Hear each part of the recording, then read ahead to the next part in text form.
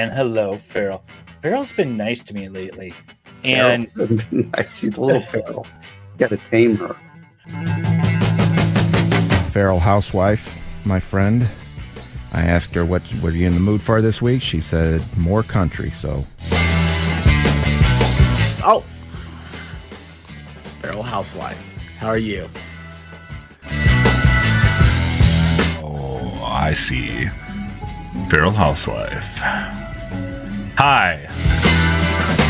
Speaking of dropping bombs. Good morning. Oh my God, Farrell! I love you so much. Oh, I love you so much. Oh, that's funny. Oh my God, I'm not recovering. I gotta recover. I'm definitely putting that on stream.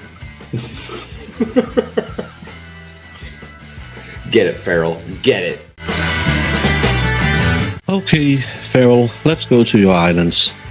The beautiful Faroe Islands, which are named Faroe Islands.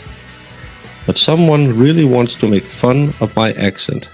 These are Faroe Islands. Happy now, Farrell? I didn't used to have so many gray hairs until I met some of them. Farrell! What's happening?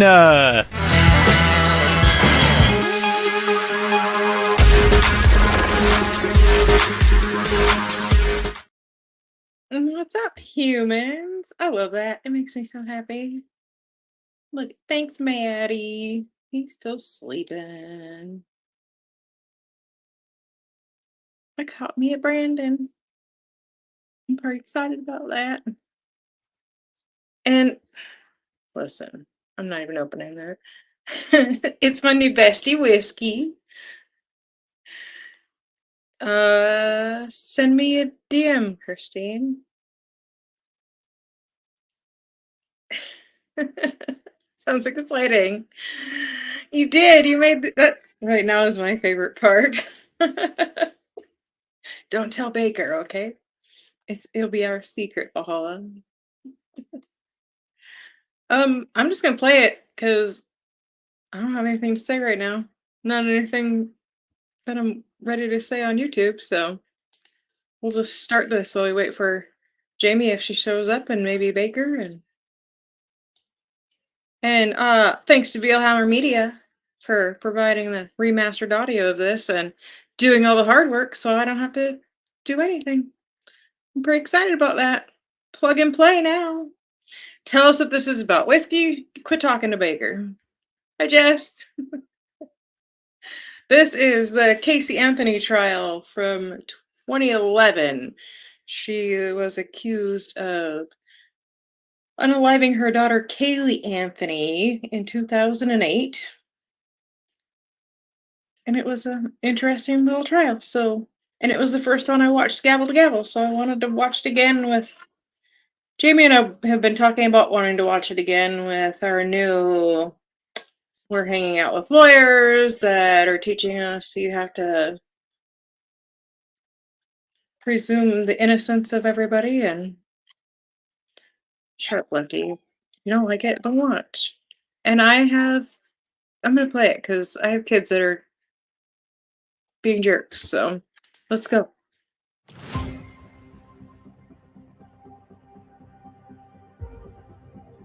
Cynthia M. Anthony, Cynthia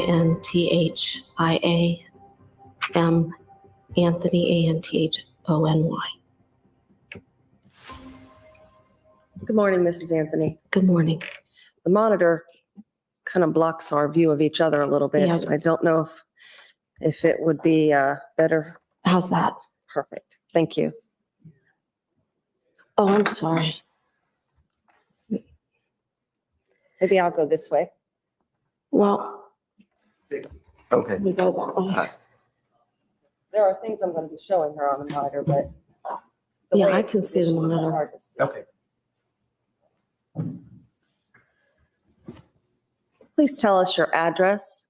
4937 Hope Spring. It's one word, HOPESPRING Drive, Orlando, Florida, 32829. That address is within the confines of Orange County, Florida. Yes, ma'am. How long have you lived there? Since October of 1989. Have you lived there with anyone since 1989? Yes. Who would that be? I'm sorry. My husband, George, my son, Lee, and my daughter, Casey. Okay. In 1989, when you moved into that residence, had you lived somewhere else in Florida, or did you come from a different state? We moved from where I was born. We moved from Ohio. And prior to 1989, had you lived in Ohio your entire life? Yes, ma'am. When you moved from Ohio, how old was your son Lee that you mentioned? I believe he was almost 7. I think it was before his 7th birthday. And you also mentioned your daughter Casey. How old was she at that time? I bet. She had turned 3 in March of that year, so about 3.5. When you moved from Ohio, were you immediately employed? I didn't realize I had to wait a month for my temporary license for Florida. I had my Ohio nursing license. So for the first month, I applied immediately, but it took a month before I could get my Florida permit. So I started working around November. Did you have family in Florida? Yes, ma'am. Who was already here? My parents had just retired to Florida previously in 1989. And then my in-laws, George's parents, had moved, or they were actually called snowbirds. They were in Florida, and I have a brother that lives in Florida.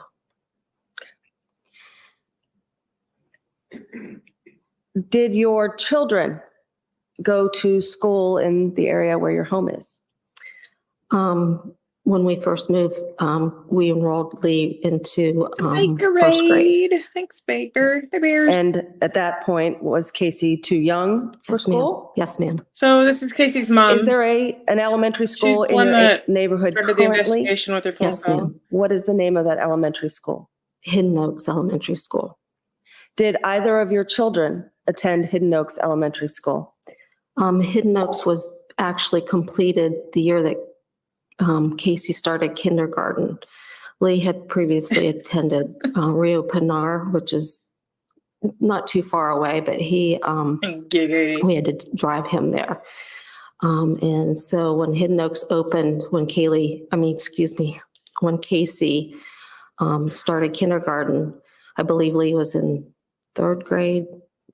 I'm sorry, it was about 3rd grade when they started at Hidden Oaks, which was right in our subdivision. How far is Hidden Oaks from your house?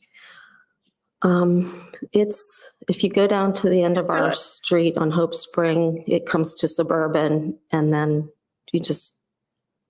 Suburban dead ends on at the school. So it's just right around the corner from our home. As far as miles, I don't know. I've never measured it. Did your children either walk close. or take their bikes to that school? Yes, ma'am. Oh, that reminds me. If you're walking Hold on. from your home to Hidden Oaks Elementary School, how long of a walk is it, even if you don't know the exact distance? Maybe about 5 minutes.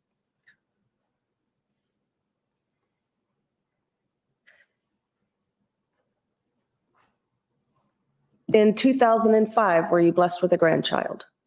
Yes, ma'am. Okay, who was that? Kaylee Murray. What's her birth date? August the 9th, 2005. Thanks, Junior. Kaylee's mother is? My daughter, Casey. How long before Kaylee's birth did you know Casey was pregnant? I found out on June 30th that Casey was pregnant of 2005. And how did you find this out? I was working, and it was almost close to my quitting time, and Casey had come up to my work, and she told me she had something very important to tell me, and she didn't want to tell me. At that time, I didn't have an office. It was more like cubicles Okay. where I worked, and there's just partitions. So she wanted to talk to me in private. So I had the luxury of, being able to step outside whenever I wanted to. So Casey and I actually went and sat in the car and spoke. Now, prior to this discussion that you had on June 30th of 2005, had you been to a wedding? Yes, ma'am. My brother, the youngest of my three brothers, was getting married. This was his second marriage, and we had planned a trip to Myrtle Beach for his wedding. And that was he got married, I believe, on June 8th of 2005. You attended the wedding with Casey? Lie to us, baby. Yes, Lie to us. we did. Now, at that time, did you have any suspicion that she was pregnant? At that time, my suspicion was not, I really wasn't suspicious of her being pregnant up until the day of the wedding. Casey was having some female issues. Is this something that she told you? Right. Actually, she had always had issues with her periods. Okay. So in the months preceding June of 2005, did you and Casey have some discussion about her menstrual Your minds cycle? think alike. Yes, ma'am. Can you tell us what that was? Casey and I were pretty much on the same cycle, and we would always compare bloating, headaches, all the typical, female conditions associated with it. And bloating was You're just huge in time, with me and Casey. And it's sometimes we would actually joke about it, talking about whether or not we looked like we were pregnant. Okay. Are you talking about having a little belly as a result of whatever these premenstrual symptoms were? Yes, ma'am. Okay. At some point, did it become more obvious to you that any belly that she had was something other than bloating? Casey started putting on a little bit of weight. Her face started filling out, but she was sedentary at that time because she had just taken, a few months prior to the wedding, she had taken a job in human resources at Universal. And she was sedentary. She was not up walking as much. And, so it was, Casey had issues before where if she wasn't active, she would put on a little bit of weight. And she's so short, she just kind of fills out. So I just thought she was filling out. I really didn't think about her being pregnant. Are you talking about 5 or 10 pounds? Yes. Causes somebody who's short. Absolutely. It's very noticeable on some of her size. Okay. Do you have knowledge as to how much weight she gained during the pregnancy in the first place? As far as when Kaylee was born, I don't think she gained more than 18 pounds, or I think it was even closer to 15. She did not gain very much. I think she was pretty much all baby. All right. Was this a situation that you were trying to hide from people, her being pregnant? Absolutely not. Okay. Once you found out about it, what did you do? I started planning a shower. We notified the entire family. We called, I think after we came home and told George, we called Lee and Mallory and called my mom and his parents, and we just told everybody.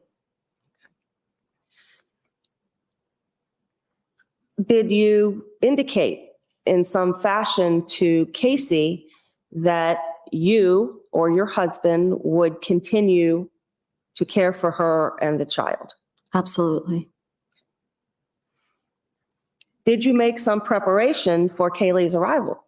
Oh, absolutely. I believe the day that we found out, it was I think June 30th was towards the end of the week, because June 30th, I remember it was my parents' anniversary. So June 30th is a very special day, and I remember.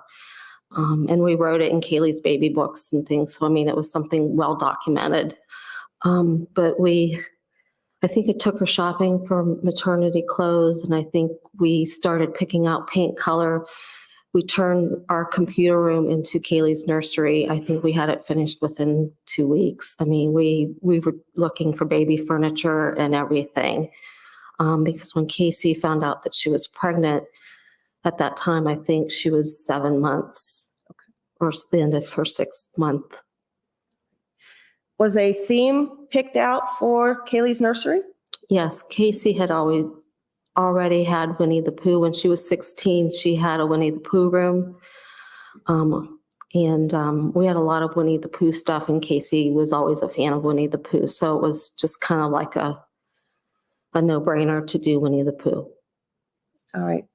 I'm going to show you what has been previously marked as BC identification. With the court's permission, of course. Can you see that? Yes, ma'am. Yes, ma'am. Do you recognize it? Yes, ma'am. What do you recognize it to be? Kaylee's bed. No, she was older. I think she was 18 Does or that 19. photograph fairly and accurately depict Kaylee's bed? Yes, I mean, there's a few things that's normally on it, not there, and the sheet's not on her pillow, but I mean, the pillowcase isn't on the pillow, but yes, that's Kaylee's bed. Slow it I'm down. sorry. Miss Anthony, slow it down a little bit. I will, thank you. Do you need me to repeat it? There are a few things that's normally on her bed. Hold on, Cindy. We gotta do a thing.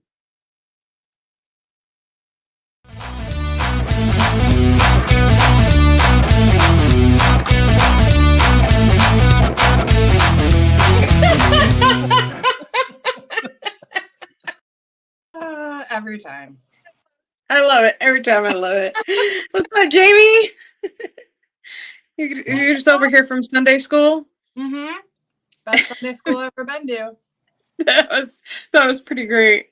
I was listening while I was getting ready, and I kind of wish I was chatting in it because that was fun.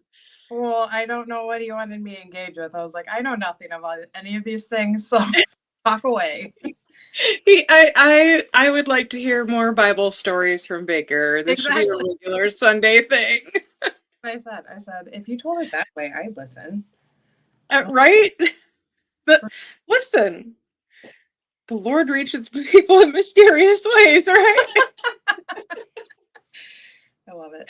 Who would think would get a Bible lesson from a Danish baker? For sure. On YouTube.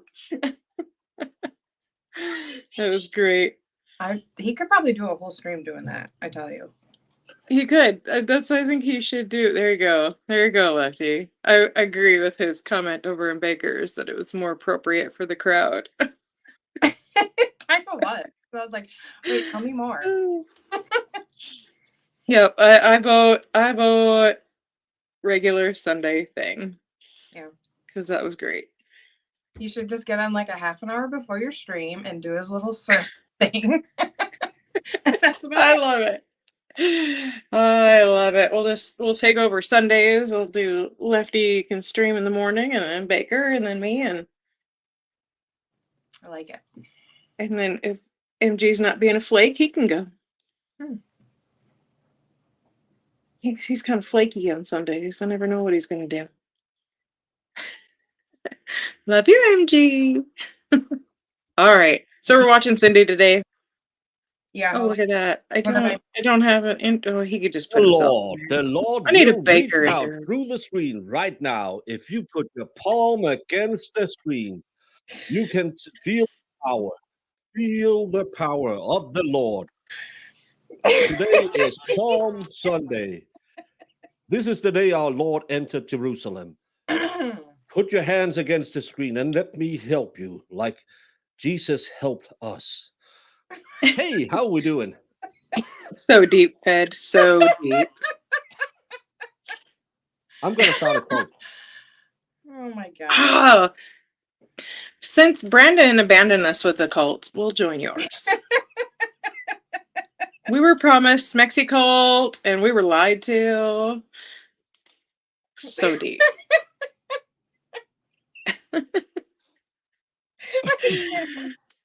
Me too. Like, listen, Baker, every Sunday we need church now. The Church of Baker. Oh, we better not call it that. That's stepping on Mo. You'll have to come up with something different. Well, Lot's wife wasn't the problem. It's more his daughters. Okay, well, tell us more. Well, I'm here. I am already partially monetized, so partially. You got to go all the way, Baker. I went yellow because I don't know. Maybe because I called Jess a snake handler. You did. Thank you, Christine. I have memberships. I'm so excited still. I love it. And pretty much everybody's green, so that's awesome. I know. Thanks to LDR last week, actually. He gifted a ton of memberships, so that was awesome of him. Oh, snakes. All right, I'm going to play Cindy again. And Baker, I already said what it was about, so you don't have to ask. Whiskey took care of it for you. No, but did you know that when Sodom and Gomorrah was a place, there's this guy Lot. He lived there, and he had a wife. She was as women mostly are. She was a little nosy. I am. And then I know. We fully admit it. It's back in the days. Give us all the dirt. Yeah, and then Lord called Lot on the phone and say, "Hey, buddy, you're one of the good guys. Maybe get out of here. The only rule is don't look back. Just like Take That said, don't look back in anger." And then he threw fire and brimstone at Sodom and Gomorrah because they were kind of like the Pat Punk district of Thailand is today. But who couldn't follow the Lord's orders? I'm not saying something's wrong with you ladies. I love women. But when the big guy says, "Don't look back in anger," you don't turn around. I think it was E17, not Take That. But what did she do? She turned into a pillar of salt. And that's why all women have been salty since then. Okay. That was good. I'll give you that. That was a good one. It's in the Bible. I have a great relationship with all the women. I don't know. The rest of them, it's more iffy. But the more you read the Bible, the more you understand the dynamics between men and women. Men were created good. Women destroyed it. I told you, a good half an hour before Farrell's stream, you should just preach. Yeah. Yep. I think it's good. It's good. Yeah. Maybe I shouldn't. Maybe you should because I'm enjoying it. I'd listen. She's called Ado Baker, or Edith.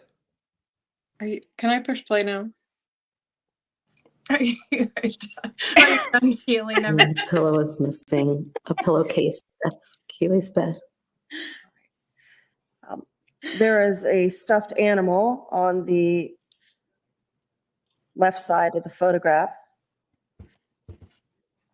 Is that one of Kaylee's bears? Yes, that's one of her bears.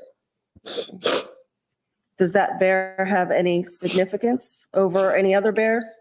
No, that one's just one of her bears.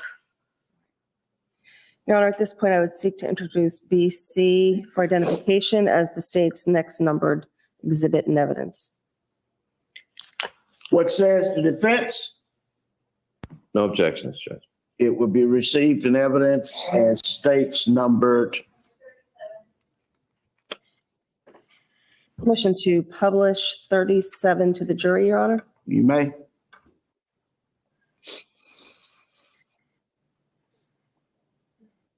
Oh. Should be published now.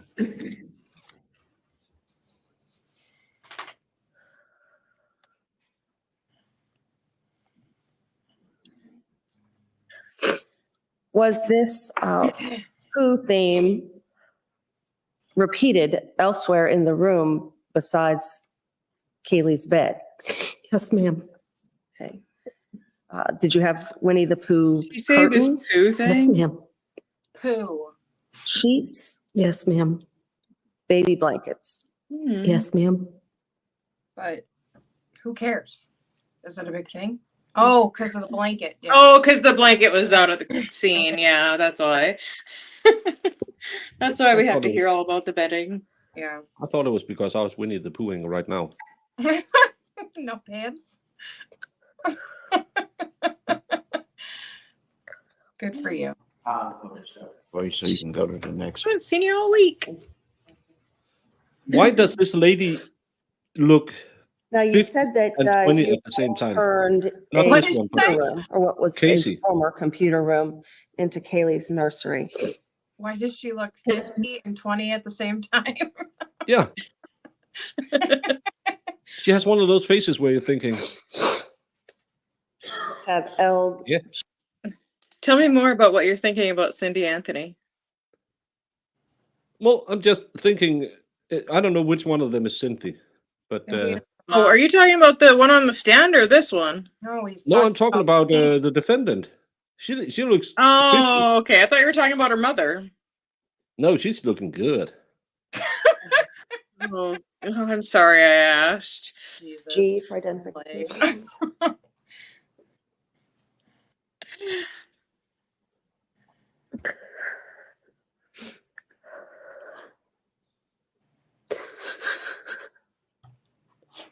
She gives 0 Fs. She's a bitch. Ow. Sometimes even my glasses don't work.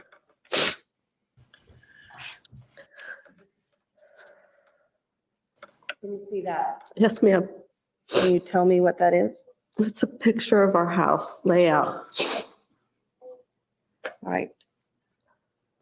Why don't you take a look at that for a second and tell me if it fairly and accurately depicts the layout of the house?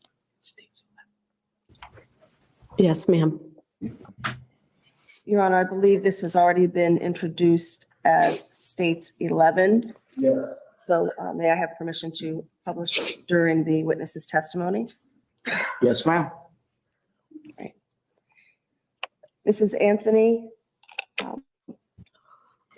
if you touch the screen, you will be able to indicate where certain items are. Giggity.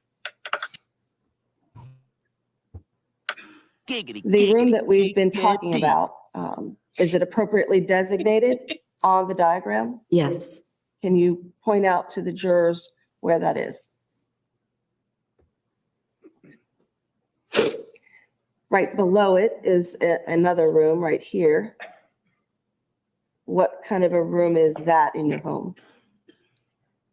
Well, when we did Kaylee's room, that was Lee's bedroom. All right. Lee, your son lived in the house at the time of Kaylee's birth? Yes, ma'am. What is that, what is the function of that room now? Now it's just a spare bedroom and we put our computer things in there. How about the next room labeled Casey's room? Is that appropriately labeled? Yes, ma'am. This area right here, what would that be considered? To the left is our living and then to the right is our dining room. Okay, that's an all-in-one great It's room. like an L shape. What is the room off of the dining room? Our kitchen. Across the living Well, room you're gonna have is to watch the rest this of it to appropriately find marked as out. the master bedroom. Yes, ma'am. It's a mystery. There's a patio designated to the back. How do you get to the patio from the interior of the house? Either through the master bedroom or through the living room. Right. Can you mark on the diagram where you would make that sort of entry? The master, right here, there's sliding glass doors, and right here, there's sliding glass Even I doors in the didn't know living it room. either. All right. Is there any other way to get Well, to the backyard aside Yeah. from I guess. going through the patio? Yes. Where else would that be? From inside the house, Yes, ma'am. from the kitchen, there's sliding glass doors right here. What are you doing, Jerry? Are there any door or window bars on the sliding glass doors to prevent intruders from coming in or out? We just have the lock on the sliding glass doors.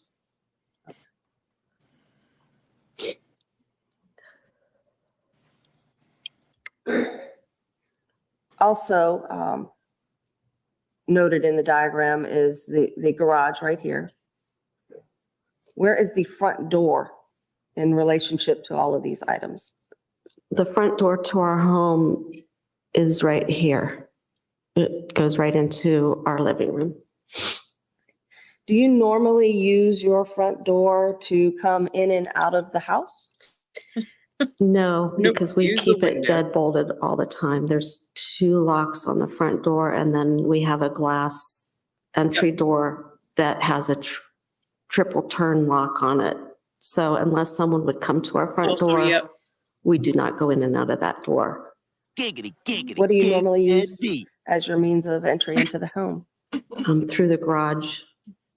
If I can show you what's been marked as BU for identification.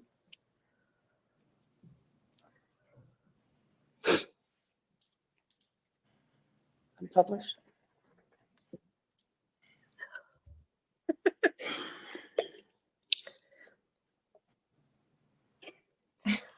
Green. Oh, Can I just remember everyone? This is Palm Sunday. it's And, Pound Sunday? Pound? Yeah, Palm. Okay. You Americans learn to speak real words. In Denmark, it's palme. Which also is the name of a Swedish former minister who was shot. But let's try and keep this smexless today. Mm, We are yeah, really good luck. trying to turn this ship around. I know it's Are hard we? for all of you. but Listen, for this these is not a lovely good ladies- Christian channel. That's your place. Yeah, but I tried to save a few souls before I went over here. I knew Lefty would be here, That's what I heard. The Bible has a lot of heavy lifting to do with this one. Probably more just like some slaps to the face could be more helpful. But turn down the smexiness. The Lord would appreciate it. And he died for our sins. That's not what I heard. That he died for our sins? No. In what school did you go to when you took Bible studies? I never taken Bible studies. Well, you're Yeah, about to. That's a satanic temple. Oh, it's cheaper. Let's go there. No. I learned all my Bible studies from you today. I love it. You have to see, Baker, you have to now. She's never done Bible studies. She doesn't know anything. You have to teach her. Yeah. I'm never going to repeat it back to people. Why? That's I not told what you I that. heard. I told you the truth about creation today. Women is the fault of everything on earth because they like snakes. And snakes are the worst animals. And I was wrong when I said that looking back had anything to do with take that. It's Mike and the Mechanics. So like them, I would say, looking back over my shoulder, with an ache and deep in my heart, I wish that we were starting over. Oh, instead of drifting so far apart. See y'all later. He's such a. What is he doing? Well, bye. Yeah, no, he's gone. He needs to rest. He's gotten like no sleep and Yes. uses his monster truck salesman voice for like 3 days. Poor guy. I heard him saying, "Oof." Oh, he's something. He is. What, sir? I was, You're tease.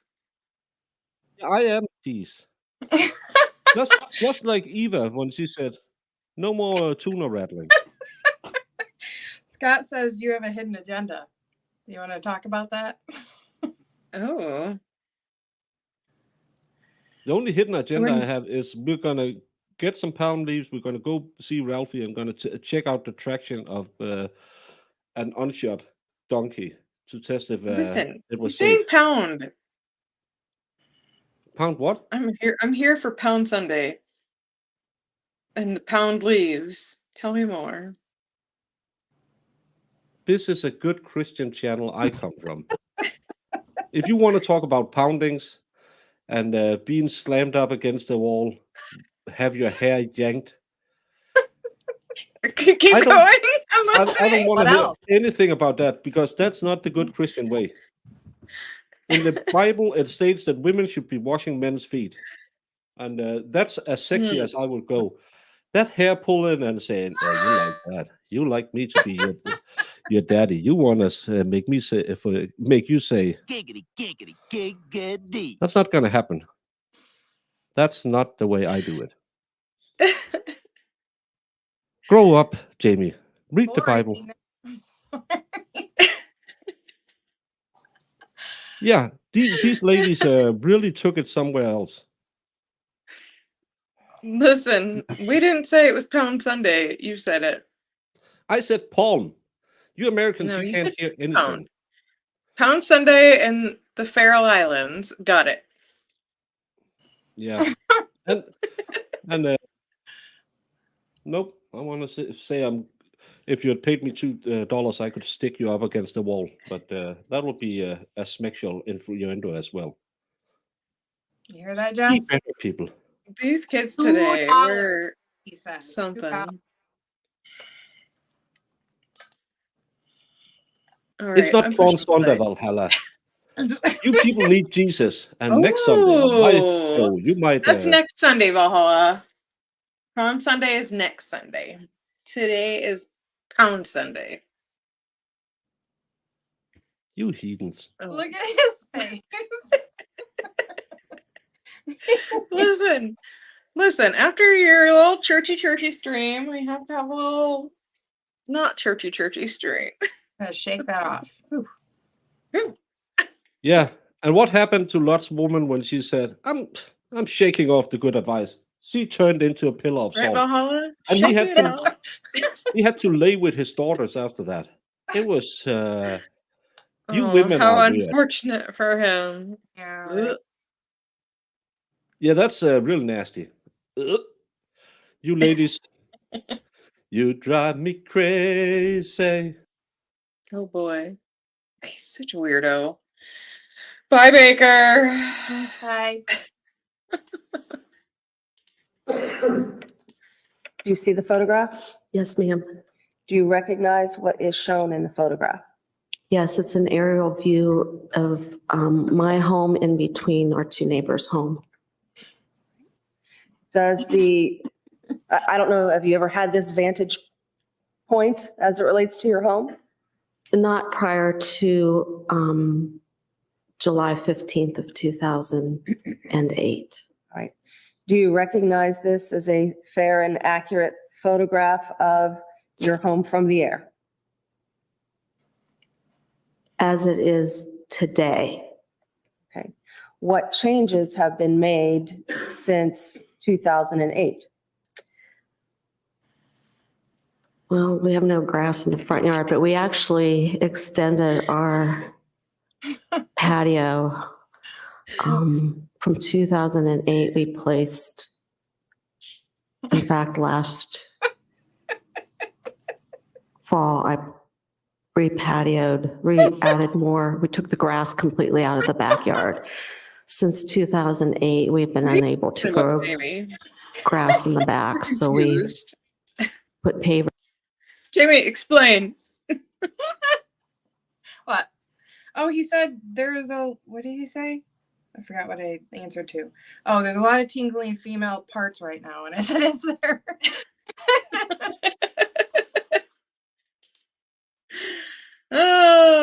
I'm not following that up, Revenge. Call me. First here mulched this area, and my husband extended the patio from here down with a walkway to the shed, a cement walkway to the shed. Aside from those changes, cosmetic changes, would you call them? Out of frustration of George and I, Okay. it was cosmetic changes. Okay. No changes to the actual structure of the home or the placement of items in the backyard, like the pools and the shed? Absolutely not. All right. Your Honor, at this point, I would seek to introduce BU for identification into evidence. Right, old line. What says the defense? Come on. No objections, Judge. You received the states numbered. Permission to publish this item, Your Honor?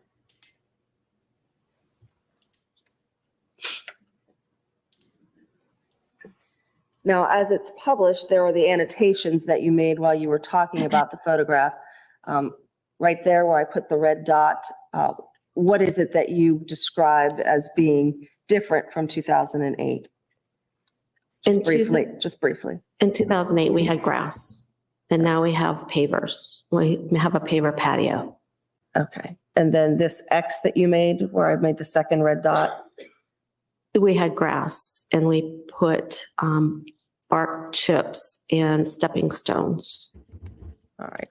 Just to limit the amount of maintenance that you have to do with that grass? Shut up. Yes, and also for an area for our 2 dogs to relieve themselves. Okay. And then you have a line heading to a structure on the side of the house. Was that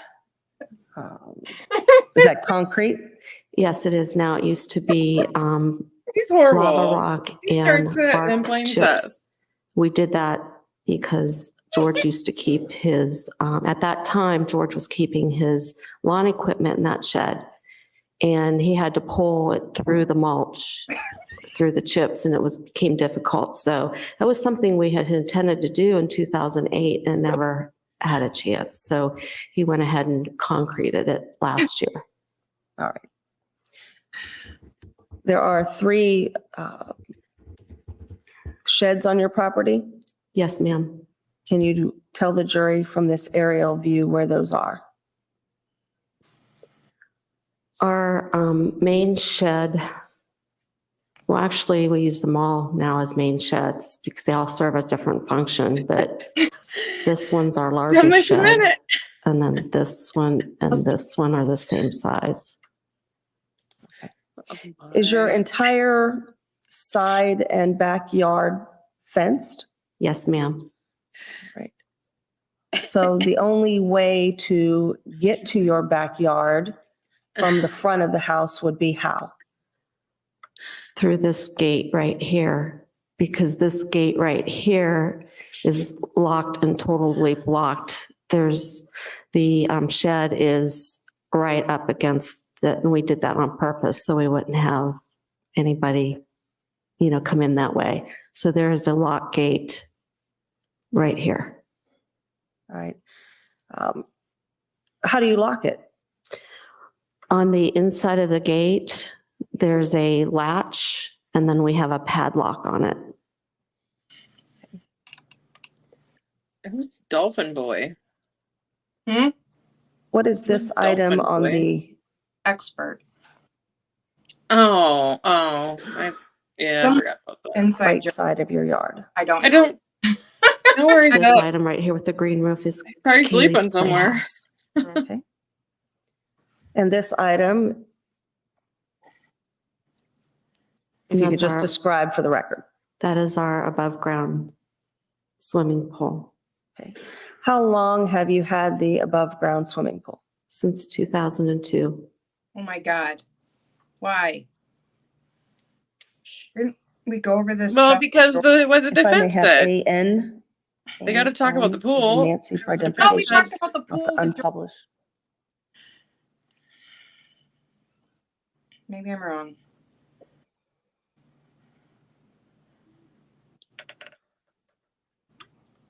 Do you see AN? Yes, ma'am. Do you recognize it? Yes, ma'am. And what do you recognize that to be? The front of our house in 2008. All right. Your Honor, this has previously been introduced as States 1 in evidence. If I may publish it while she You may. discusses it. All right. You said this was the front of your house in 2008? Yes, ma'am. Okay.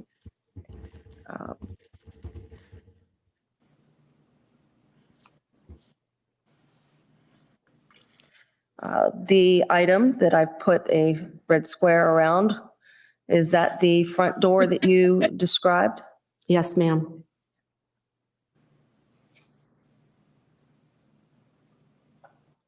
Okay, if we could unpublish and if I could have AO for identification.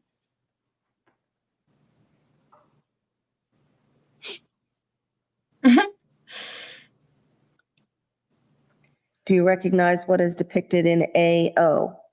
Yes, ma'am. What is that? Ew.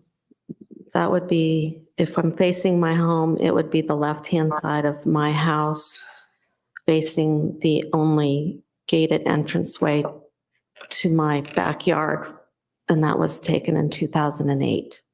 Is that a fair and accurate depiction of the condition of the home in mid-July of 2008? Yes, ma'am. Your Honor, at this point, I would seek to introduce AO for identification as the state's next numbered exhibit in evidence. What says the defense? No objections. We received an evidence that states numbered. Permission to publish? You may.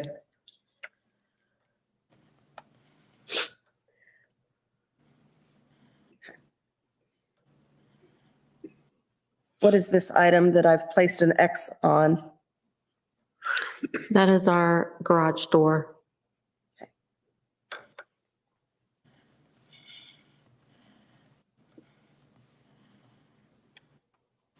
If I could unpublish that one and have AP for identification.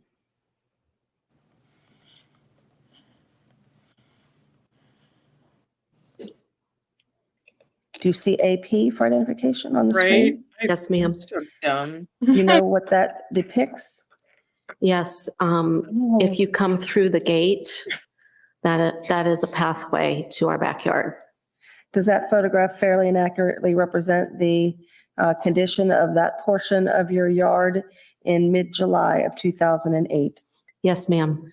Your Honor, at this point, I would seek to introduce AP for identification into evidence as the state's next numbered exhibit in evidence. What says the defense? No objections, Your Honor.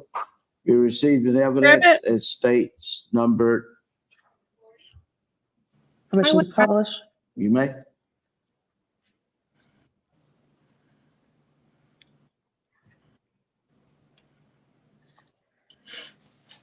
What are these two items that I've marked with a red line on the right side of the photograph?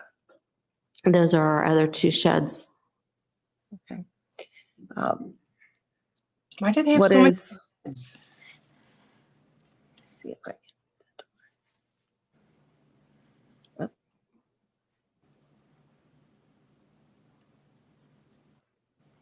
I'm not doing this very well. All right, I put an arrow on a structure beyond the sheds. Can you see what that is in the photograph? Yes, behind the plant is our swimming pool. I thought we were gonna How high is the? point out the I'll plant. call the, Right? That's what it was pointing at. what And I this will call is the a bush. lip of the pool, the top edge of the pool off of the ground. Somewhere, it's a little bit over 4 feet. It's under 5 foot, All right, how tall are you? 5'4". If you are standing next to it, how high up on your person is that lip of that pool? It depends on where I'm at in the yard because our yard slopes. Oh, So Lord, if I'm Cindy. on level ground right next to it, Mhm. probably just above my breast area, about my chest. Yes. Chest high? Yes. What would be the lowest point on your person where the lip of the pool would be, depending on the slope of your yard? Probably chin level. Oh, okay, that would be the I'm highest. below chin. The lowest, if I'm standing on the lowest part of our yard, Right, you said it's then it would sloped. be higher on me. Oh, all right. What, Jerry? Oh, I'm just like, what are we talking about? Right, like, oh, she did, and then she rubbed them. She patted them. Right around here. And I'm not doing that. That was going to be a horrible mistake made on the internet. So it would be just below my chin. Just below my chin. Okay. The reason being is because beyond the pool, Mhm. there's almost a foot difference, a step down. Once you get around the corner, there's a step down. We stopped the pool at the edge because when we put the pool in, our yard sloped. So we only leveled it out as far as to the pool, and then we have a patio off of that or a cement slab off of that. So it's down. So it might even be a little bit higher on me. It's probably about maybe a foot difference. All right, you're talking about as you come around the pool. All right, let me see if I can fix our discussions and look at is the this so aerial, which important? is, If I can. I don't know. It was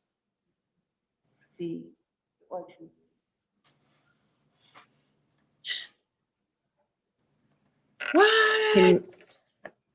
Is that public? That's crazy. 38 in evidence.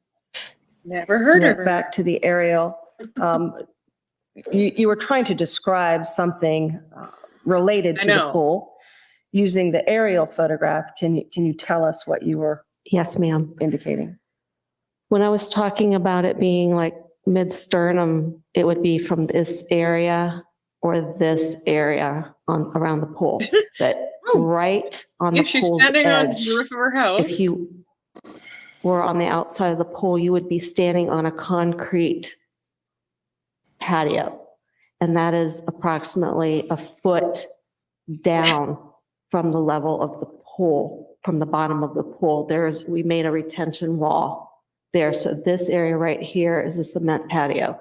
So if I'm standing on that patio and you're asking me where the pool level is, actually, now that I'm thinking about it, it's probably be up to my nose. There's a difference. Okay. Jesus. Yes, that is a pool. All right. If I could have AQ, unpublish that one and have AQ She can for explain it to you if identification. you would like her to. AQ. Like, what are we getting at here? Chip, chop, chip. Right. Like, Let me switch then to AR.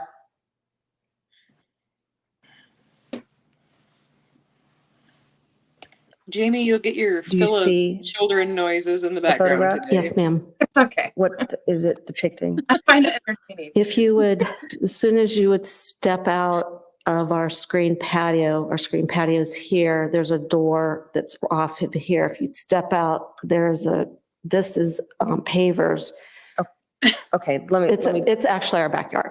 all right. Hi. Is it fairly, we got to get it I understand. in before we can really talk about it. Does Are it we fairly and walking accurately all the depict the way back condition there? of your backyard in mid-July of 2008? Yes, ma'am, it does. You're Are we walking? Doing a backyard tour. It's cribs now. Oh my God. No, she's like taking every picture and like, we can't talk about that yet. We just entered the backyard. Is this right here? And this is a patio chair. This is a patio set. And got the big lots. How high up on you does this patio chair come? When you walk right down here in the vagular region. I would say it's vag high. Oh, Cindy, you're killing me. At this point, I would seek to introduce AR for identification into evidence. What says the defense? No objections, Judge. You received the evidence as Permission to publish. you may publish. All right. Now that 41 is in evidence, you were explaining something on the right-hand side of the photograph over here. Yes, that is our screen and patio. All right. What is this now that we're not looking at it from an aerial point of view? That's Kaylee's playhouse. Jeez, revenge. Off in this direction? That would be, if you followed that arrow, that's the other property line. That fence would lead us back to the other shed on the side of our house where Nope. Kaylee's room and Lee's room would be, and the kitchen would be. All right. If we could unpublish and show AS for identification.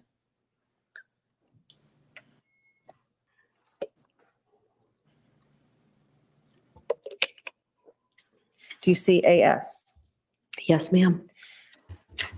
Does that photograph fairly and accurately depict the portion of the yard that we've been describing from another angle?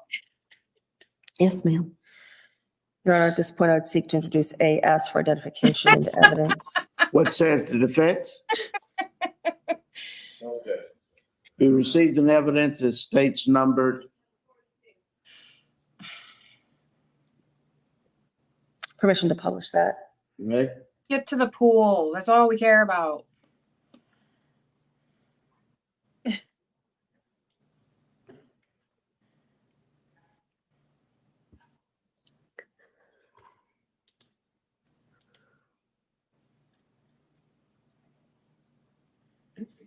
Mrs. Anthony, the items that are shown in this section of the yard, what are those? Those are Kaylee's. Kaylee's sandbox and Kaylee's picnic table. And you can see Kaylee's mailbox. Right here's the mailbox. Yes, ma'am. Okay, if we unpublish that one, and if I could have AT for identification.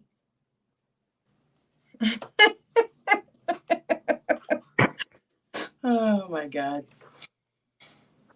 Why is Does she AT fairly and accurately What did you shake depict your head at? a What? What is she shaking her head at? She's always shaking her head at something. They're showing you pictures of your backyard. What is so appalling?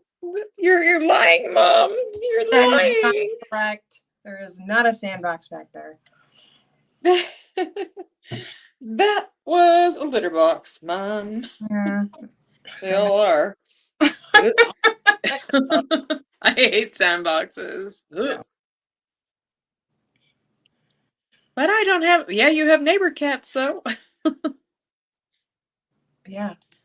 Cats get in there. They need to get to the point. She was on the stand for she's on the stand for 3 days.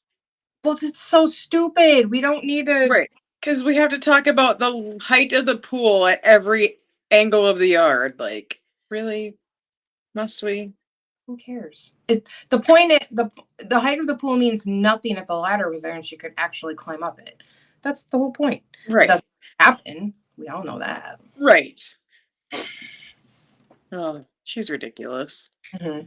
Yes, ma'am. section of the yard Yes, in ma'am. July of 2008? Yes, Your Honor, ma'am. at this point, I would seek to introduce AT for identification into evidence. Any objections from the She's defense? probably shaking her head, her mom crying. Be received in evidence as You're Permission to publish this one, Your Honor. 1,000,000%.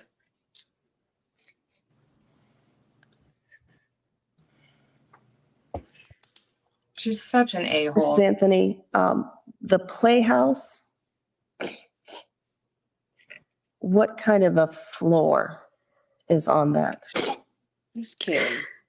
Oh, Oh, it's patio stones. It's the square patio stones. We made like a floor. We didn't want her to be on grass when she was sitting in there playing. So we didn't pour concrete because we didn't know if we'd ever move it. So we just put patio stones down.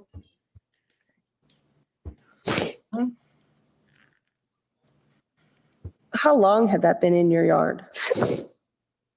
We bought it like a month before her second birthday, for her birthday.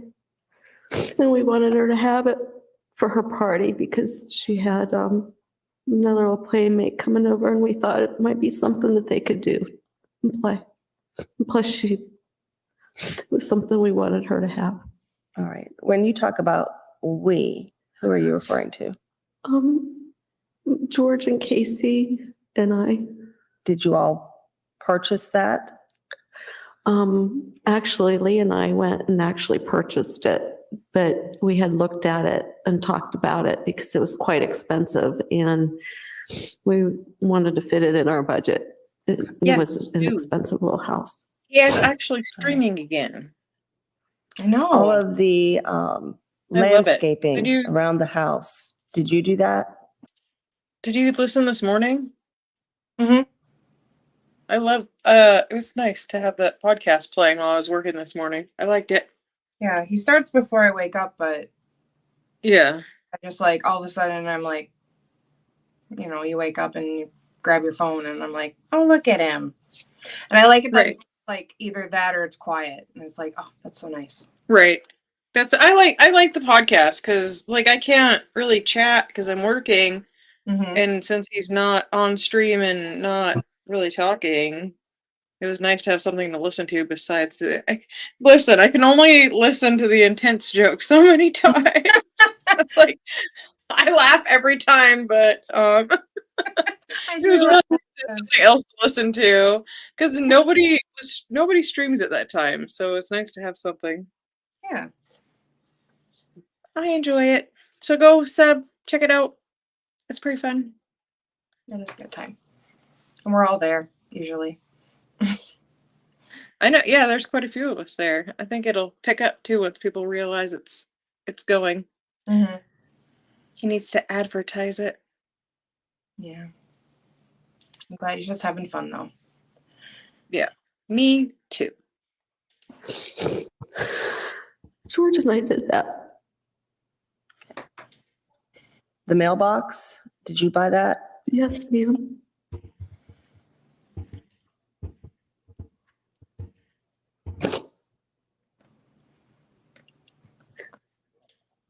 Okay.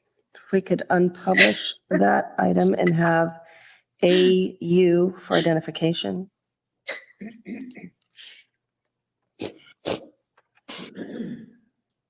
Okay, do you see AU? Yes, Can we- ma'am. Do you recognize what's shown in that photograph? Yes, ma'am. It's our living room. You can see part of our dining room, and you can see at the back is our screen patio. Okay. Does that photograph fairly and accurately depict that portion of your house as it appeared in mid-July of 2008? Yes, ma'am. I'm gonna shut Your Honor, at this point, I would seek to introduce AU for identification into evidence as the state's next numbered exhibit. what says the defense. No objections. To be received in evidence it states numbered.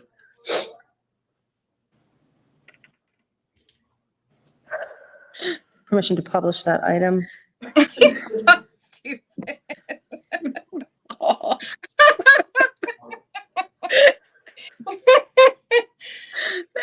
All right, Mrs. Anthony, you described that as your living room and a portion of your dining room. Is this how you get out onto your patio?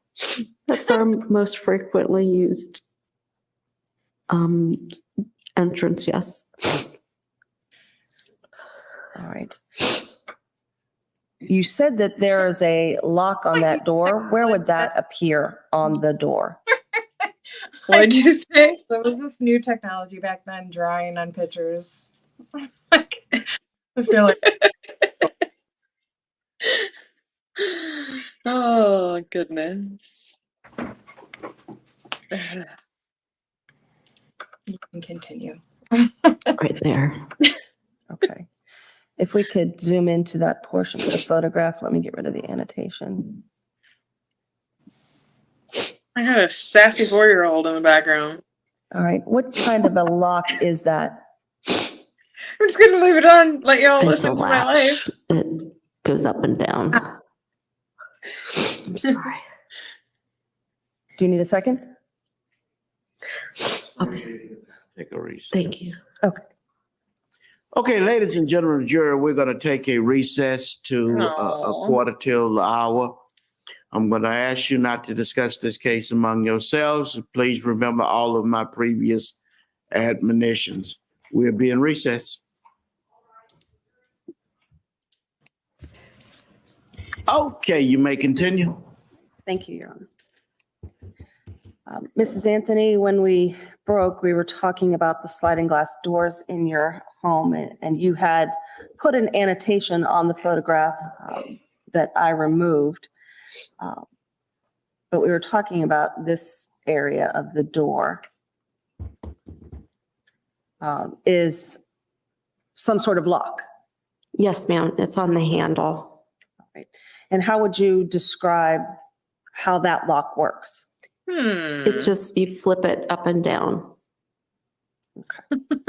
Now, do all You know- of you your know that deep- sliding glass doors have a screen door behind them? Yes, ma'am. All right. In this photograph, the screen is open. Yes, ma'am. Is that the normal position that you keep those parts of the door in, open when the glass is closed? It Is that the depends on position you keep the the time of door year parts in? and the time of day, Nope. and if we're going in and out a lot or whatever. It just depends. If it's in the summer and the air conditioning's running, we leave the sliding glass door closed while we're coming and going Not in as through good the as patio. But Jamie's, if is it's it? if we're out in the yard and we're going back and forth, instead of having the screen thing, Mhm. we just would leave it open instead of having opening two doors. I mean, it just made sense. All right. So if you're already outside on the other side of the door, you leave the screen open. Otherwise, Yes, your practice is to keep it closed. right. Unless it was a cool day and we weren't worried about the air conditioning and the heat coming in the house, we would probably just leave the sliding glass door open and the screen door closed. All right. Yes, they're. Is this the they're handle so to the rare. screen? Yes, ma'am. Is there a lock on that as well? There is, but I don't think we've ever used it. Okay. Now, once you're out onto this patio, are you immediately able to get into the backyard, or are there other obstacles? There you have are an obstacle two doors. Soon as you open the sliding glass door, Do you want me to there's take it a door. Maybe we can take it off of Zoom. I don't know that that'll help, but maybe not. All right, as soon as you open the sliding glass door, you said there is a door. Do you want me to mark the screen? Oh my God. There, If you see it on there. there's a door Please right. mark the screen. Show us It's not the letting whole me. thing. Oh, there. There's a door right here that there's no obstacles. And then if I walk this way, there's a door there and there's a clear path. All right. Christ. Are those storm doors of some sort? They're just Screen doors. screen doors. Okay. What sort of open close mechanism is on those? There are locks on those. Okay. On the handle? Yes. How high is the handle? Normal Agreed. height. Yeah. On you? Where would it be? maybe at my hip, Hip? possibly my hip Oh, we're doing more never body really- measurements. or waist. I never really figured that out. Right. Okay. You Or mentioned on that there whiteboard. are 3 sets of sliding doors to the backyard: master bedroom, living room, and then kitchen. Yes, ma'am. Are they all identical? Yes. Same locking mechanism on all of them? Yes. Do you have anything blocking the sliding glass door in your bedroom that would prevent easy access to it? Access. Possibly at times we might.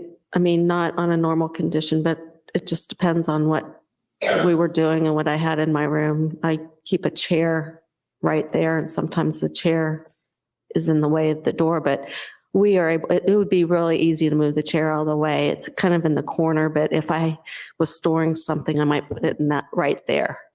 All right. Because it would be out of the pathway of normal walking. But When you come out of the if sliding she glass stands on the door other in the master side, bedroom, it's actually where at her are belly you? button. Onto the screen patio. Okay. Do you normally use that sliding glass door in your bedroom? Sometimes it depends, like if I've been in the Hey. pool and quick access to the master bathroom, I might come in that way. If it's, if just depends on if I needed something out of my bedroom, it would make more sense to go straight there than go in through the living room and walk around. But if I wanted to go to the kitchen, I would come back through. The kitchen one was normally locked, so I couldn't come back in unless we were cooking out and we wanted to get in and out of the kitchen from the backyard. So, Well, would you say that back in 2008, or even today, that this door that we have the picture of here is the main door that you use to access the back of your house? oh, absolutely.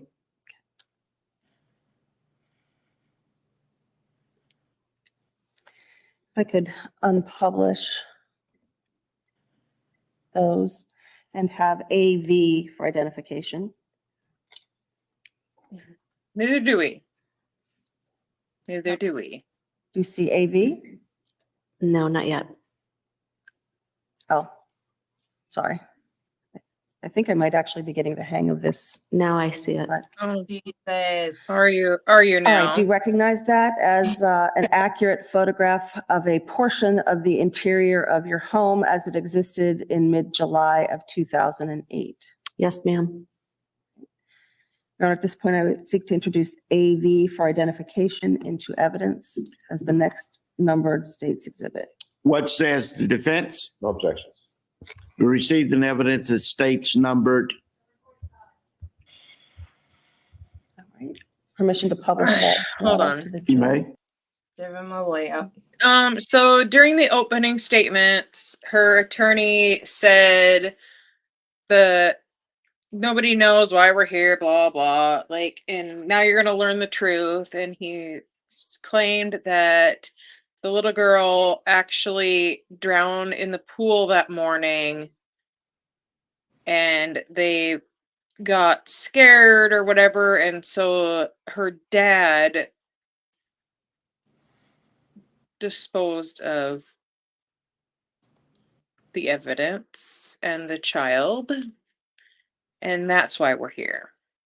Yeah. So the defense is claiming that it was an accidental drowning and they just got scared rather than the former police officer attempting to save or calling 911. He just thought that would be the best way. So that's why there's all this talk about the pool and the door because Kaylee apparently could open the door and she loved to swim like all 3-year-olds do.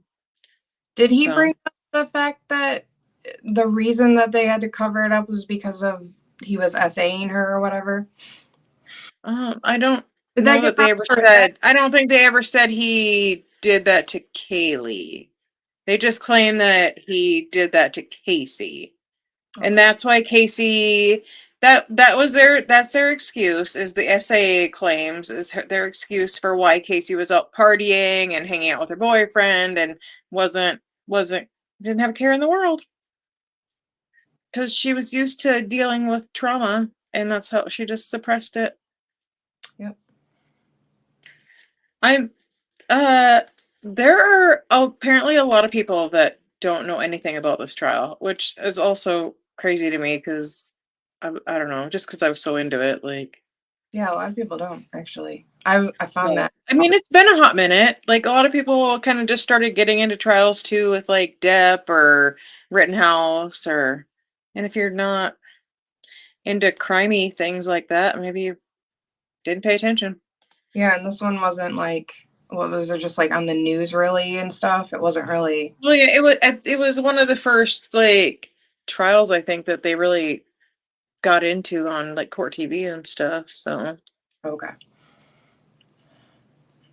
because it was, man, wall to wall coverage.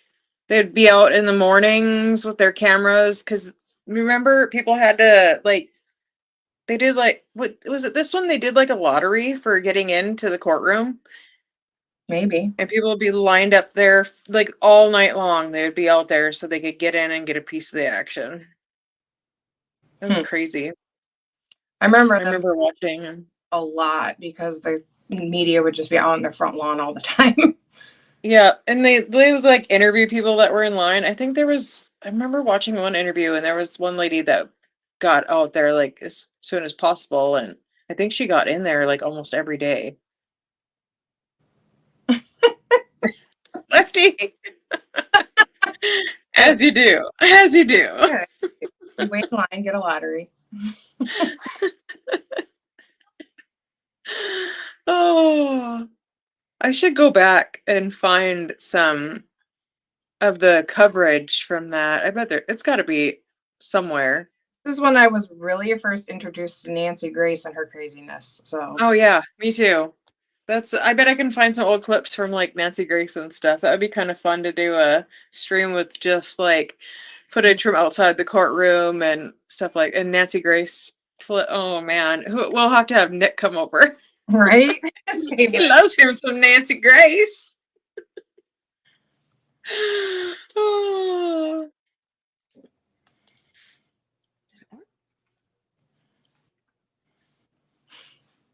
Mrs. Anthony, can you tell us what we're looking at in 45 in evidence? If you would come through our front door, as soon as you come in, we have a little foyer, and if you would look to your right, like, if you're coming in through my front door and you look to our right, this is the wall to the living room, and then this hallway leads to the bedrooms and a bathroom. All right. This blue line here, Yes, whose room is that? Oh, that's T-Rex. Kaylee's. Did they have like Chinese symbols on the wall? Yeah, they do. God. The decor is the worst.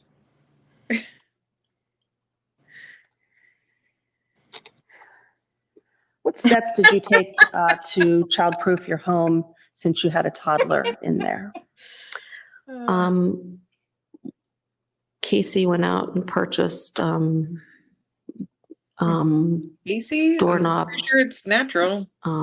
Yeah. It's just bad. Devices where you place over the doorknobs that you would have to squeeze and turn. I had a difficult time with them. We put them on all the doors that led out of the house and into the other bedrooms and places. And we put the outlet protectors in and, rearranged where things were kept as far as, items under Nice. cupboards and things like that. So we did locks on bathroom, things that we could do, just tried to, the normal toddler things. Okay. Now, in June of 2008, Kaylee was how many months old? Why are about months? 34? Months. Sound accurate? Yes. All right. And I imagine at that age, she's pretty mobile, obviously. That's Yes. my pet peeve with moms. Yes. When they tell their kids age in months all the time. Yes. Up to a certain point, it makes sense. Well, yeah, when they're actual Like, months, but like you go up to a year and do it that way, and then maybe 18 months because 1 and a year and a half old is different. Like, like, don't make me do math to know how old your child is. I hate it. right, right. What's that? Grown-ups. Yeah. He's 4. That's 4. No, I don't even like 18. Yeah. After a year, stop it. Oh, see, I'm okay with like 18. Like she's a year old or she's 18 months old, and then then after that, it's 2, 3, 4.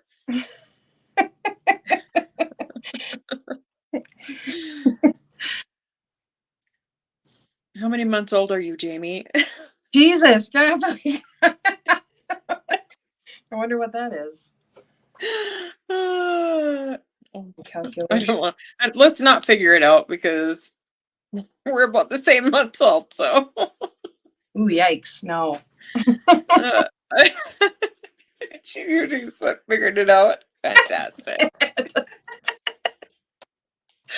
We'll keep that under wraps. When did she sleep? Almost all the time in Casey's room. Occasionally she would take a nap. Sorry. They found her remains not very far from the family home in like a wooded area.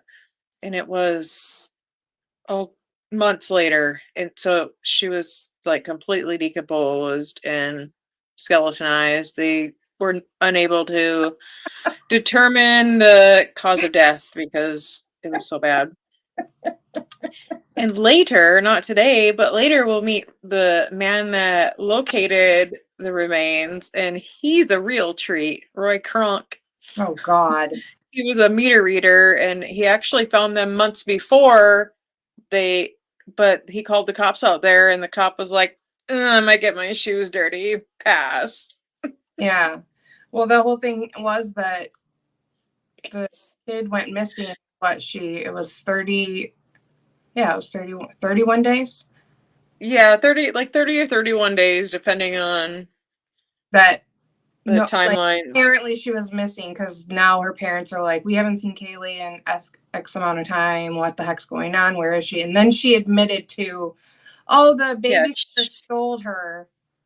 And I've been looking. She claimed the babysitter kidnapped her. Zanny the nanny. Kidnapped her. And also, there was no babysitter. So, ever. So, for the 2 years that she had a nanny, where the hell was this kid going? No. Oh my God, they're killing me right now. I know. Like, Jamie doesn't just stop. Day over 300 miles. You don't act a day over. We don't act a day over 180 months. I'm just going to start telling people that my age in months. Can you figure that out? Don't figure that out for me. I'm 29. I'm 29. I was going to ask Lefty to, but he would, and I don't want him to. Let's not. Oh, he will. Wait for it. Nap I know. in her room. I It know. just depended I just on, shot at myself in that the foot time, with it that was one. all in Casey's room or in the occasional nap in her room. Okay.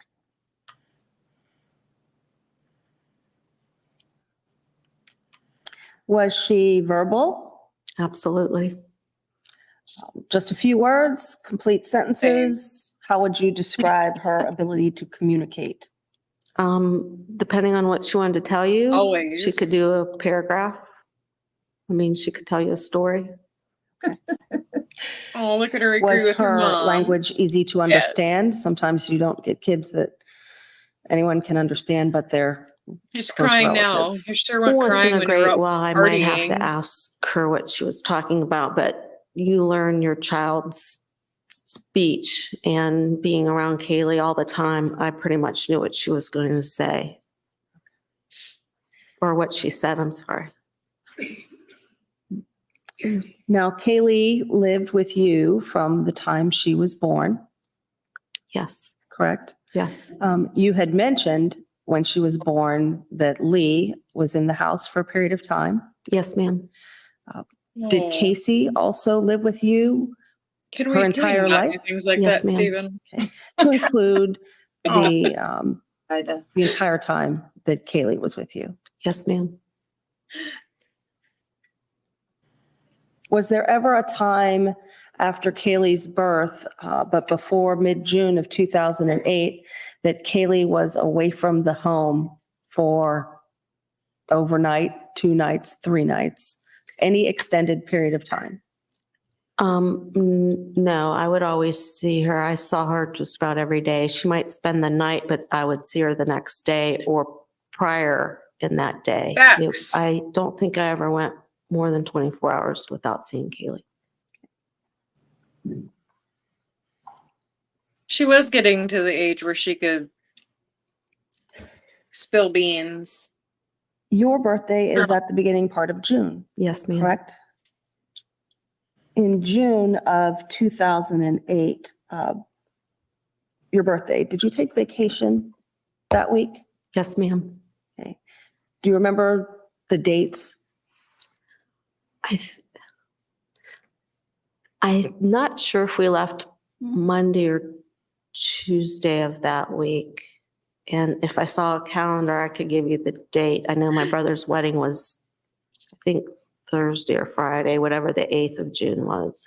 We left a few days prior. I've moved to 2008. 31 June days. 2008, not 2005. Oh, I'm so sorry. I'm so sorry. I was thinking of 2005. So they, Casey's car ran out of gas or whatever. She ditched it at, it was a check cashing place, wasn't it? Yeah. I think. And her dad got a notice, the car was in his name, so he got a notice mailed to him that the car had been towed. And he went out to go collect, they didn't get the mail for a couple days, so when he did get the mail, they went out to go collect the car. And immediately, both when George, who is a former police officer, and Cindy, who is a nurse, came in contact with the car, they both said it smelled like a dead body. And they would both know because of their professions. And that's when Cindy went and found, I think she had Amy help her find Casey at the boyfriend's house, and she went and picked her up. And she had called the cops the first time to report her daughter for theft of their vehicle. And she's like, we just found it, and it smells like there's been a dead body in the damn car. Yeah, and then after they hung up the first time, Casey told her that Zanny, the nanny, had kidnapped Kaylee and that she's been looking for her this whole 31 days. So then Cindy called the cops again and said, my daughter just told me that Kaylee's been kidnapped. So that's when the police got involved. They showed up at the house that night, and Casey told them like she worked at Universal Studios, and she even took the cops. They met her there. They wanted to go talk to her at her office, and she she went through all this charade, and they walked down the halls of Universal Studios until she was finally like, yeah, I'm lying. Yeah, that was a whole, I cannot believe that she went that. She got the security guard to let her in, claiming. Well, they did. Because she was like, yeah, it's me, da da da. And they're like, who's you? And they're like, who's your supervisor? And she said some name, and they're like, yeah, who's that? But I think the cops were like, can you let us in? So they let them in because they're cops. So I remember the officer said she was waving to people also and saying, hi, how are you? Yeah, acting like just another day at the office. But she never worked. I don't think she ever worked there, did she? Or did she do something there for a little bit? She did something else, I thought. Pictures. Yeah, I think she. Yeah, something like she did some kind of photo studio thing or something there. Mm-hmm. But she claimed that everybody thought that she was working there as an event planner for Universal. So Scott said was a kid in school. She was too, so she wasn't in school or anything, right? Yeah, no. She was with Zanny the nanny. Yeah. She was So- apparently with the nanny while Casey was working, you know, but she hadn't had that job in a while. Yeah, oh yeah, she hadn't been working in quite a while. She also claimed that she worked at, was it Sports Authority or something like that? And And she also wasn't working there. No. Her dad went to go take her out for lunch, and Cindy got mad at him for not believing their daughter. But the guy's like, "Who's Casey? She doesn't work here." Like, it's crazy, the lies this woman has told. Right. Yeah, she's still lying for her. Like, they're still like, "Oh, Casey, it's okay." I'm like, are you kidding me? Cindy made me really mad with her lying, like, because she couldn't have been the one to make those searches. She was clocked in at work. Yep.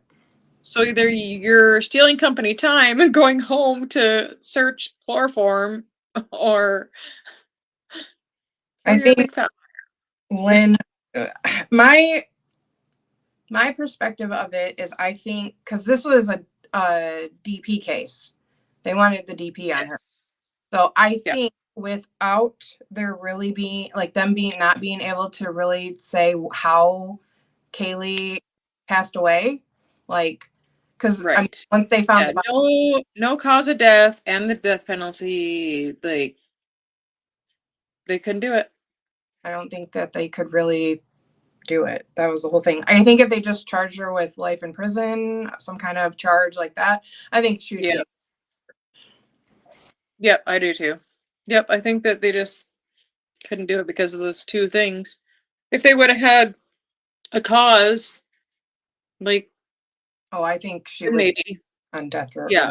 DP right now. Yeah, for sure. Yeah, for sure. Okay. Yes, in 2008, I usually would take my birthday week off, and I was off.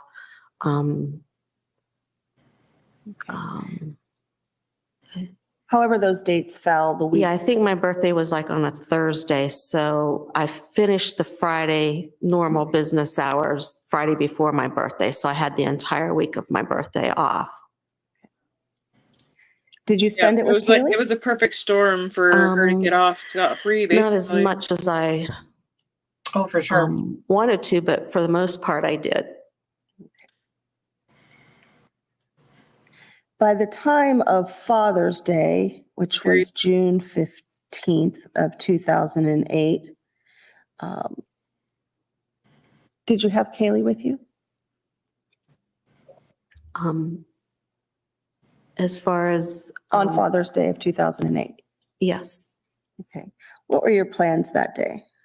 For Father's Day, George had to work, and he was going to go in early, I believe, and the kids had plans, so I just decided to take Kaylee up to see my father in Mount Dora, visit him in the nursing home. Now, when you're talking about your kids having plans, you're referring to Lee, Anthony. Yes. And Casey, Anthony. Yes. Did you think that either one of them were working that day?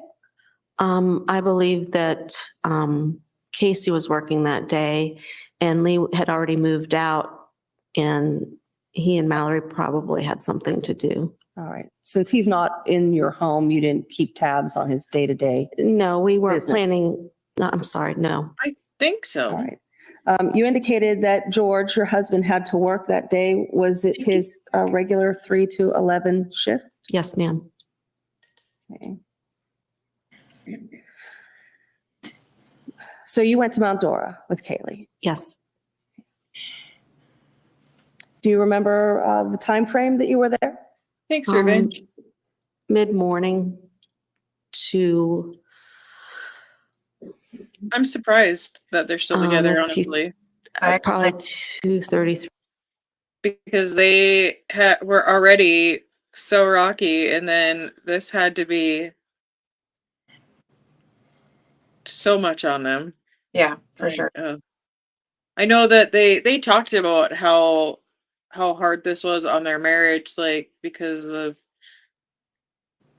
the lies that Casey told and things like that. So I'm surprised that they're still together, honestly.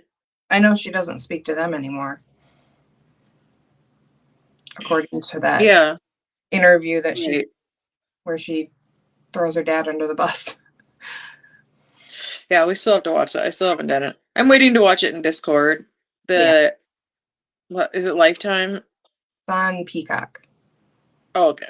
That's the one where Lifetime. she's. Oh, there is one I think I have seen that was on like Lifetime or one of those channels like that. But Peacock is the one where she's telling her story for the first time.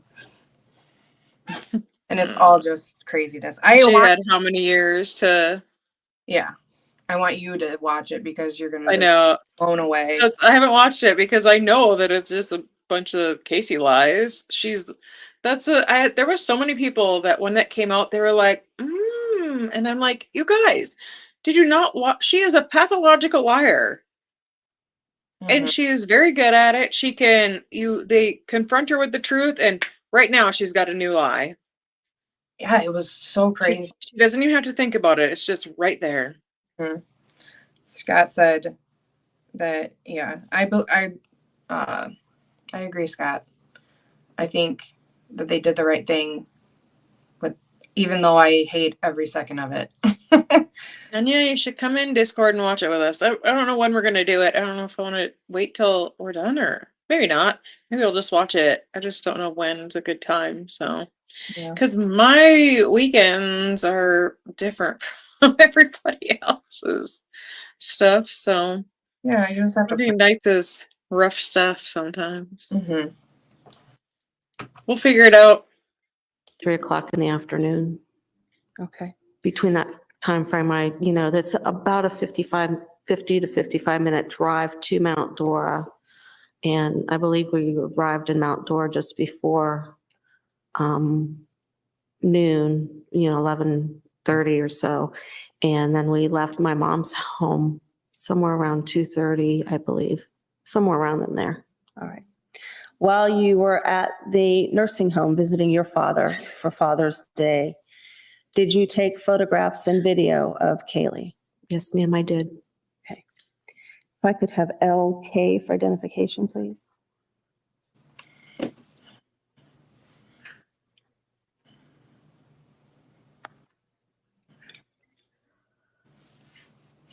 Can you see LK for identification? Yes, ma'am. All right. What do you recognize that photograph to be? Aw. She's so cute. That's our Kaylee. When was that taken? That was taken on the 15th of June, 2008. Okay. At the nursing facility? Yes, ma'am. Does that photograph fairly and accurately depict Kaylee Marie Anthony on June 15th of 2008? Yes, ma'am. He's such a cheese ball. Your Honor, at this point, I would seek to introduce LK for identification into evidence as the state's next numbered exhibit. What says the defense? No objections. It'll be received in evidence as states numbered. I know what I believe. Permission I believe to publish, that Your Honor. You may publish. she did it. I don't know if it was. I don't even like saying accidental because if you are drugging your child, that's not an accident. The items that are in front of Kaylee there, these are items you I brought don't with think you? that. Yes, ma'am. I don't know if I think that she intentionally set out to make her not live anymore. I think she was doing the chloroform thing or giving her either her Xannies or the Xan. It was something. Yeah. She was just trying to get her to go to sleep so she could just F around. And I think she OD'd, gave her too much. Yeah, I think she OD'd her. She panicked and wrapped her up and threw her away. Yep, like literally threw her away. Mm-hmm. So gross.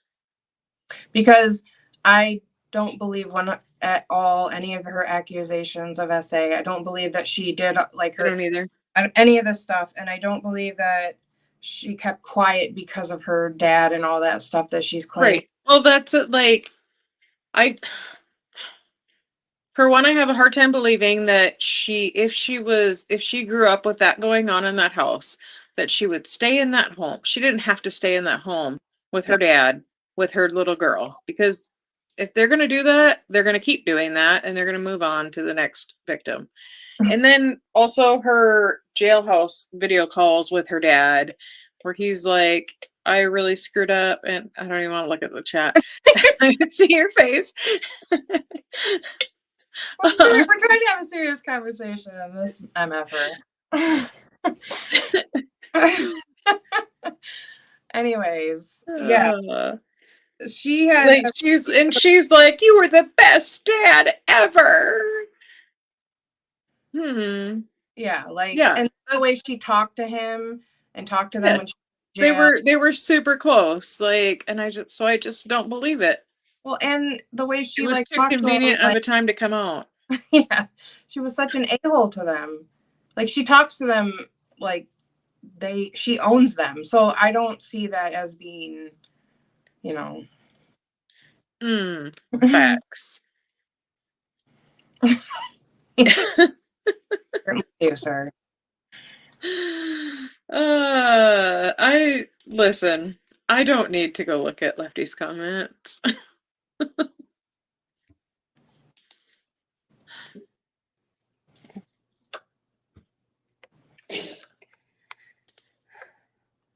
I know we talked about Kaylee being 34 months old. How tall was she? She was over 3 feet tall. She was somewhere between 38 and 40 inches. She was over, above my waist. I'm sorry. She was over 3 feet tall. She was for sure somewhere above my waist level. The top of her head? Yes. Just above your waist level? I think she was somewhere between 38 and 40 inches. Okay. And how much do you believe she weighed at that point in time? Yes. Oh, I can't remember. Maybe 30, somewhere in the range of maybe 30 pounds. Still light enough for you to carry her? If I had to. Wow. It's getting pretty serious over there inside chat. Yeah. Once you left the nursing home, where did you all go? We went to visit my mom. We went to have lunch with my mother at her home. Okay. And did you ultimately return back to your home on Hope Spring Drive? Yes, ma'am. Okay. When do you think that was? Somewhere, I think we left my mom's house more like 3:30. I believe we got to our house sometime around 4:30ish. I know it was before 5 o'clock. Her paychecks from her but fake it was jobs between didn't 4 really and help 5. much. I'm pretty sure we got home. Yeah. Was it just the two of you at that point, or had your daughter Casey arrived? It was just Kaylee and myself. Right. So what did the two of you do? We got home, we put her things away, and she wanted to go swimming, and I told her she had to get something to eat first. So because she didn't eat very well at my mom's. So we went ahead and I can't remember what I fixed her, but we went out in the kitchen and I fixed her something to eat. And then I know we got our bathing suits on, and at some point we went out and went in the pool and, was playing in the pool. All right. Since you have an above ground pool, how do you access it? There is a ladder that attaches to the pool that you put on the pool, and then you're able to climb into the pool with the ladder. All right. Is this something that has to be done every time you use the pool? You have to put a ladder on it, or is it a permanent fixture on the pool? Part of the ladder is permanently attached with bolts. The part where the top of the ladder, where the platform I hated that man during this. is bolted into the top of the. I could not stand him, and now it's like now I respect the hell out of him. Like he's fire.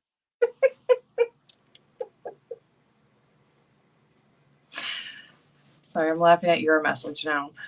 It's freezing in here. Like, God damn it.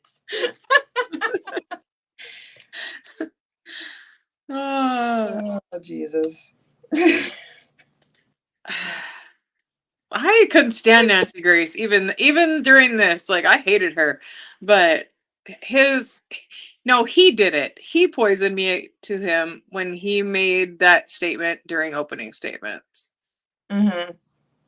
But I really like him now. I watched him with the doctor in Ohio trial and stuff, and I really appreciate his style now.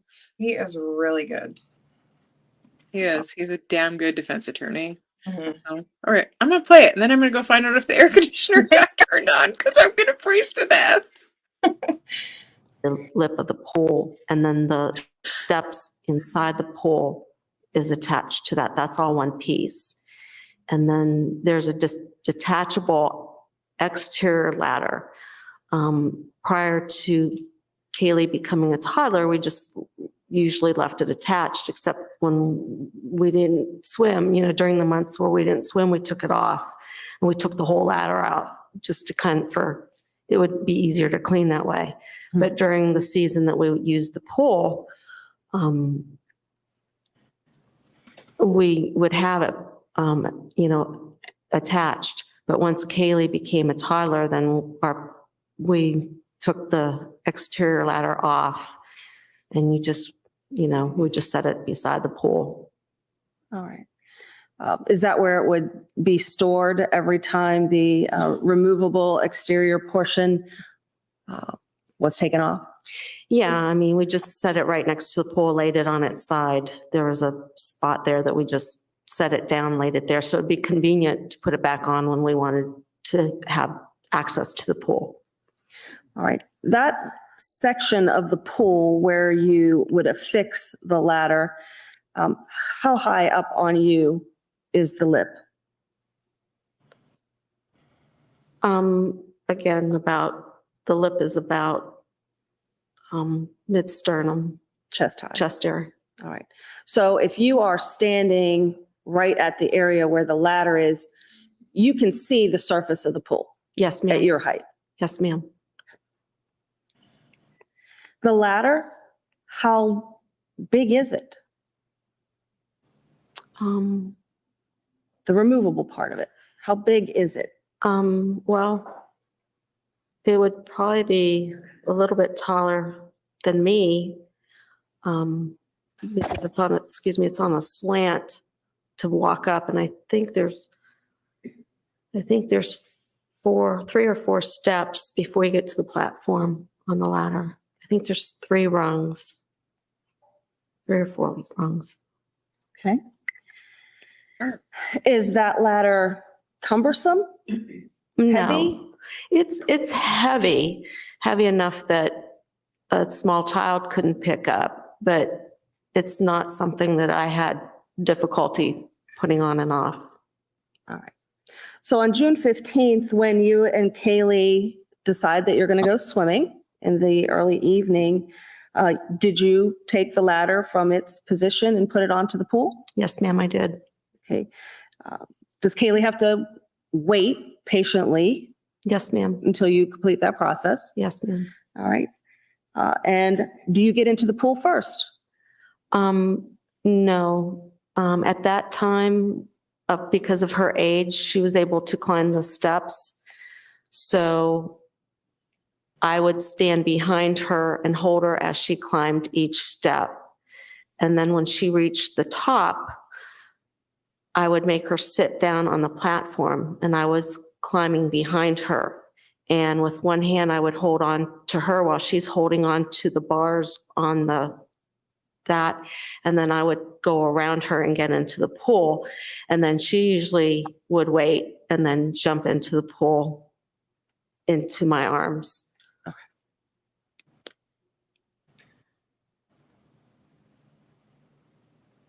Why did you have to hold her? I probably didn't have to hold her. That was just something I did. Here's a question. Because I didn't want her to fall. If she would have fallen, she would have hit her head on either the retention or one of the bushes or something there, and it would be a distance. So it's like when you're helping an older person, you just start kind of right there. And if they're walking down a step, it's just something you do. And with her, it was just something I did, like holding her hand when you're walking in a store. So it was just a natural thing. I guess I didn't even, it's not something you consciously think about, or I guess you do, you don't want them to fall. But I mean, it's just is my nature to do that. All right, to provide that support. Right, to while protect she her. climbed. Exactly. To protect You her. don't. Did you spend a lot of time in the pool? That afternoon we did. We were in there probably hour and a half, somewhere, at least an hour. I know we were in the pool. All right. Did she wear the floaties on her arms, or do you have some other suit that she would put on that would help keep her buoyed? At that age, she had an actual life jacket that we put on over her bathing suit, and she was wearing her life jacket. And puppies.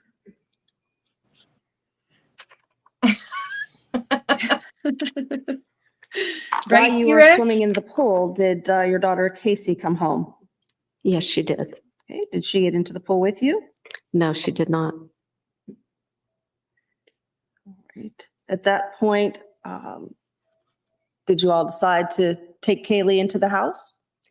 Yes, ma'am. Okay. How did Kaylee get out of the pool? I told Casey that it was time to take Kaylee, and Casey had inquired about coming into the pool herself, and it was getting cold, and I knew Kaylee had been in there a while. So I told Casey that Kaylee had had enough. I mean, I felt that Kaylee had enough, and that I asked her to go get Kaylee ready for her shower. So Casey came out with a towel, and she received Kaylee as she was coming down the ladder. I had taken I think I took Kaylee's bathing suit off in the pool, her life jacket, and her bathing suit off in the pool. It was kind of like a fun thing to do for Kaylee, to be naked in the pool for a minute, and then her mom received her with a towel and then took her in the house. Okay. You got out at that time, I imagine? Yes, ma'am, I did. And what did you do with the removable portion of the ladder? I took it off as usual and placed it on the side, and gathered Kaylee's bathing suit and life jacket and grabbed my towel and proceeded to go inside the house.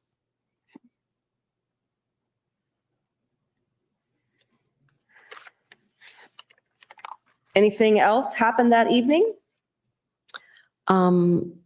Yeah, that evening was a very emotional and a very special evening. So I recall it like it happened yesterday. What is it that you're referring to? Part of the reason that I wanted to take Kaylee to see my father that day is the week prior we had they had called hospice in, and my dad was not doing very well. And I usually would take my camera to, whenever I went to see him anyway, especially when Kaylee was there. But I wanted to document that day because at that time I didn't know if it would be the last time Kaylee would see her great-grandfather. And I wanted to document that time. My bad. So after Kaylee's bath, I had told Casey about the videos that I had taken and the pictures, and I told her about our day, and I was excited to show Casey. So the three of us sat in Lee's old room at the computer, and we watched the videos, and Casey and I cried, and Kaylee was with us. And she didn't really understand why we were crying, but it was a very special moment that the three of us had shared. So what you're telling us is that the video and photographs, including the one that we saw displayed of Kaylee, were placed on the computer from the actual camera and video camera. My camera is a video camera. My camera takes video, so it was just one camera. But yes, the still pictures and the video, we plugged it into the computer. All right, and transferred it onto the. I'm not sure if we. I'm sure we probably did transfer at that time. I don't know if Casey ended up saving it or whatever. That part didn't stick out in my head. That wasn't something that I recall exactly how that was, but I know there's a cable, and I believe she probably did save those pictures on the computer at that time. Okay. Eventually, your husband returned home? Yes, that was later that evening after Casey and Kaylee and I went to bed, because I had to get up early the next morning. So I believe I was in bed when he came home that night. All right. The next day being Monday, you had to go to work? Yeah, I had to go to work early. Mondays are very busy for us at work, and we switch off early weeks, and I was the early supervisor that day that had to be in. So I like to get there normally a half hour prior to my normal time, which is anywhere between 8 and 8:30 is when I would start work. But that day I knew I had a lot of stuff going on, so I wanted to be there around 7:30. Okay. So I left about 7 that morning. Had to toss it in the woods, After as you do when there's an June accidental drowning. 15th of 2008, did you see your granddaughter Kaylee again? No, ma'am, I did not.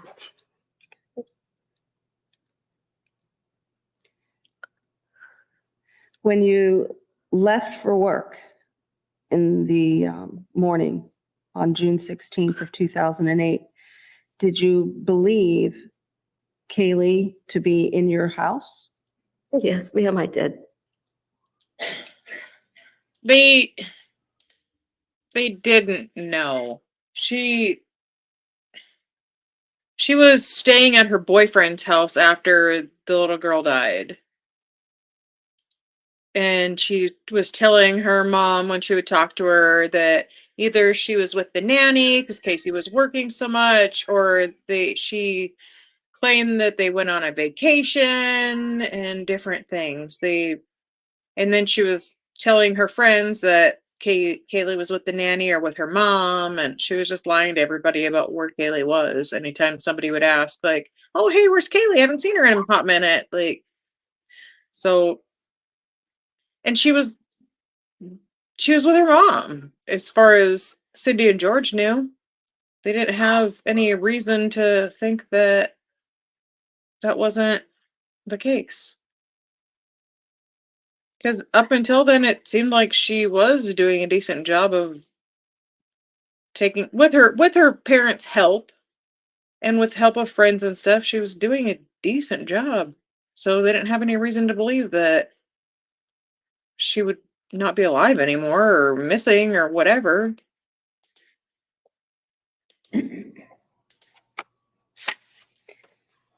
On that day, did you believe that your daughter had a job? Yes, ma'am, I did. What did you believe her job I to still be? hate her face. She was an event coordinator at Universal Studios. And what did you believe she did as an event coordinator for Universal Studios? Yeah, because she probably didn't know. If Universal was doing Mardi Gras or had celebrities come in or whatever, we found out it's Baker. Whatever was going on. There's always different things going on. We'll get some DNA from at him when he Universal. gets to the She worked States. kind of behind the scenes, helping set up a specific event. And her hours would be different. Sometimes she worked during the day, sometimes she worked evening, and quite often I believe she worked in the evenings. And you believed this, or did you believe this because that's what she told you? Yes, ma'am. Did you see any other Exactly. evidence of her working at Universal Studios that led you to believe that it was true? Yes, I mean, there was her lanyard that she would wear. I'm sorry, did you say lanyard? Yes, her lanyard. And I had seen text messages from her boss and emails from her work, her employer to her. All So right, was the she- lanyard that you're talking about is something to wear around the Is neck, she doing a has an Chandler and Helderson identification thing? attached to it. Yes, ma'am. Did it have her picture? Yes, ma'am. And anything else? Did it say Universal Studios on it? Yes, ma'am. Did she have and continue to wear a name tag? She had it attached to her on her lanyard. She had it at that time. She had a shamrock necklace type thing that she had her lanyard attached, and her name tag occasionally would be on that. And sometimes there would be a different name on the name tag. Other than Casey? Yes, ma'am. Did you ask about that? Yes, ma'am. She said it was common for the employees to switch names occasionally. She said it was just something that they did. Just That's being funny? weird. Yes. Okay. That's Were you weird. familiar with? That's weird. She would have different names on her name tag. It was common for them to just switch names. Okay. A crock of shit. Sorry. T-Rex. Jamie. We'll find out in 11 months. Her mom had seen emails and texts and stuff from her bosses. Was she doing a Chandler Helderson thing? Yeah. And making up texts, and I didn't remember that. That's a whole different level, man. Like a lanyard, okay, whatever. But to like email yourself from your boss. Well, the problem is the parents are like they're like covering for her. Like, it's weird. Yeah. I'm surprised that her mom was so emphatic that she took that pool ladder down. I'm surprised she didn't say, well, yeah, exactly. no, I think I was in a hurry to go potty or something, so I just ran in the house and I forgot it that day. Yeah. Yeah, because like Scott, they just like are really, I don't know, Slifty. If you they're both just such like it's like they're still trying to cover for Casey, even though once they found this out, they should have been like, no, you need to go to jail, ma'am. What did you do? Right. Like I don't know that George is really trying to cover for her, but Cindy for sure was. He wasn't like you can tell he still cares about his daughter. Yeah. Like he's not gonna stop. Like I get that. But he was just telling his stuff. He wasn't trying to make shit up to. No, but she is the one that is like the worst. She's like lying. Listen, we saw your comment about the Legos, so I don't want to hear it. You were ready to Casey Anthony your kids. Right? Fact that Universal employees would always have their name displayed on whatever uniform they were wearing? Yes, ma'am. I had been to Universal before. But not put him in I jail. saw Casey at work before, and I had seen pictures of her at work before with her ID and her badge. So, and I've been to the park several times. So yes, I'm aware of that. All right. That's what I always said. If I ever please don't call my parents. You just take my butt to jail. I'll go. Right? Right. I admit it. I did it. Lock me up. Don't call me dad. Yeah. Photographs that you mentioned of Casey at work and the times that you went there, or time that you went there and she was working, were those before Kaylee was born?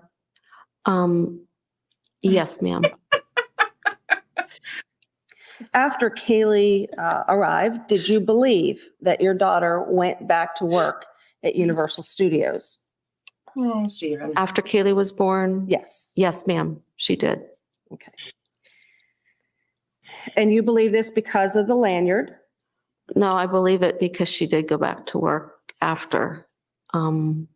She went back to work 3 months after Kaylee was born, back to Human Resources. And she was still employed at Universal Studios at that time. Was she? And you believe that continued all the way through July 15th of 2008, correct? No, there was a period of time when Casey said that she had I guess in her position, there was like 3 reprimands and then you'd have to leave. And I remember her telling me that her boss didn't want to let her go. And I had spoken to her boss. I had met her bosses there. And so there was a period of time that I knew she wasn't employed, but then a few months later, I was under the impression she was able to go back. Okay. You said that you saw emails from bosses or managers regarding events that Casey was supposed to work? Actually, that was the emails I saw, I believe, were from Hard Rock Cafe. So much same. I guess there was some relationship that she had with them and coordinating the events at Universal. And it was specifically from a supervisor that she had I like that too. through Hard Rock Cafe. All right. This We're was just an getting email all that of the Bible Casey printed today. and showed you? Yes, ma'am. Was this in 2008? Jamie, I'll have Baker explain that. I believe next week. so. After printing and showing you these emails, she left the residence Teaching you Spanish, teaching you the as Bible. directed in the email, Okay. and He you is a thought she real went to work? bro. Well, yes, and the emails were telling her what was going to happen and kind of what they were going to do. And during the spring of 2008, it I was think he just did. an email telling her about an event that was happening, and it was.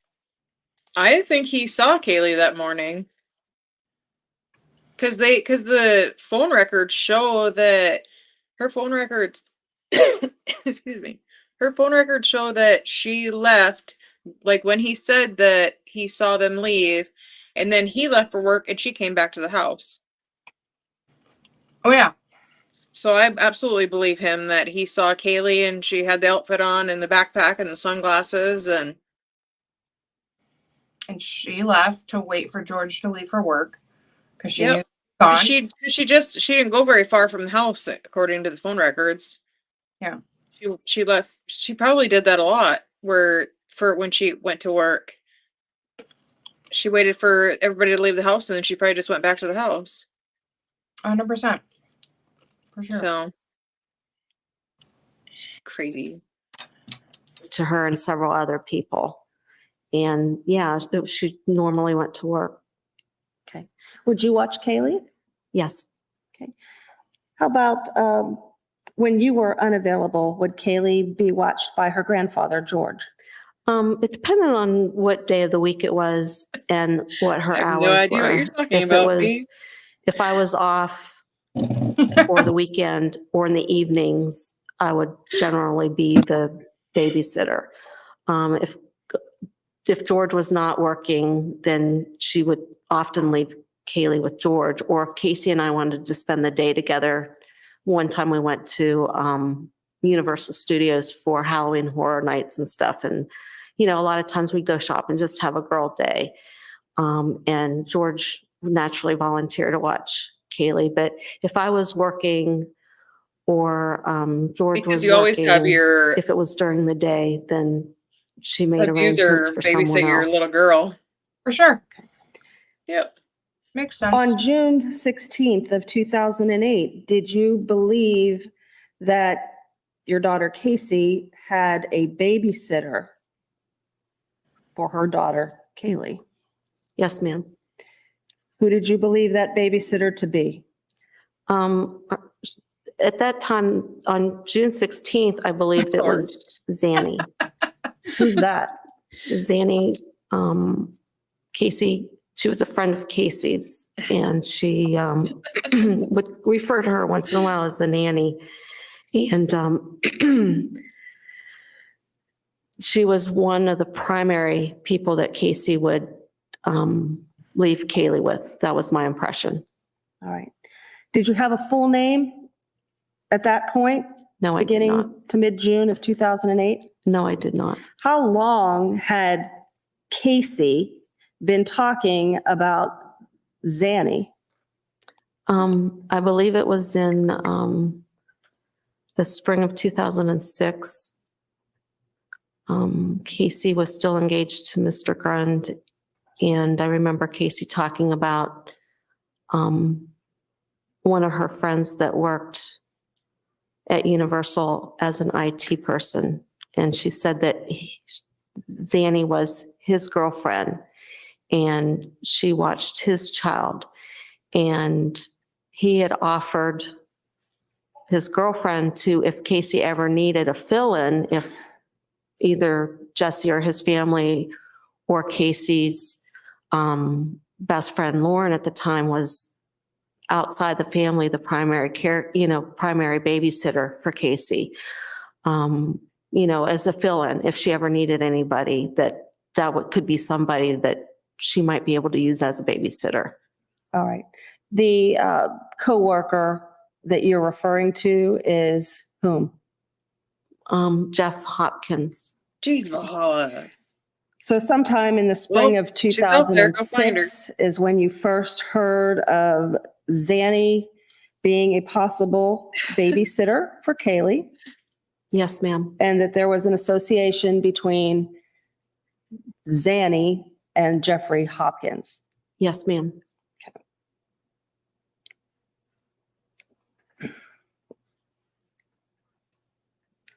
Can I ask you for a Do you need a- favor? Can you turn Only the the judge can give favors. Sir, can I have her take the screen down? I can't Yes. look at my granddaughter without sorry. getting upset, and Can I'm we- trying very hard not to cry. Thank you. I don't. Oh, thank you. It's hard to keep it out of my peripheral. All right. You had mentioned another individual by the name of Lauren. Yes, ma'am. Yes, ma'am. Who is that? The person I was referring to in that statement was Lauren Gibbs, one of Casey's best friends at that time. This is somebody that you know, Yes, that you've met, yes, that you would recognize were you to see her again, yes, that you could describe for anyone if necessary. yes, ma'am. Did you know where this Lauren lived? At that time, yes.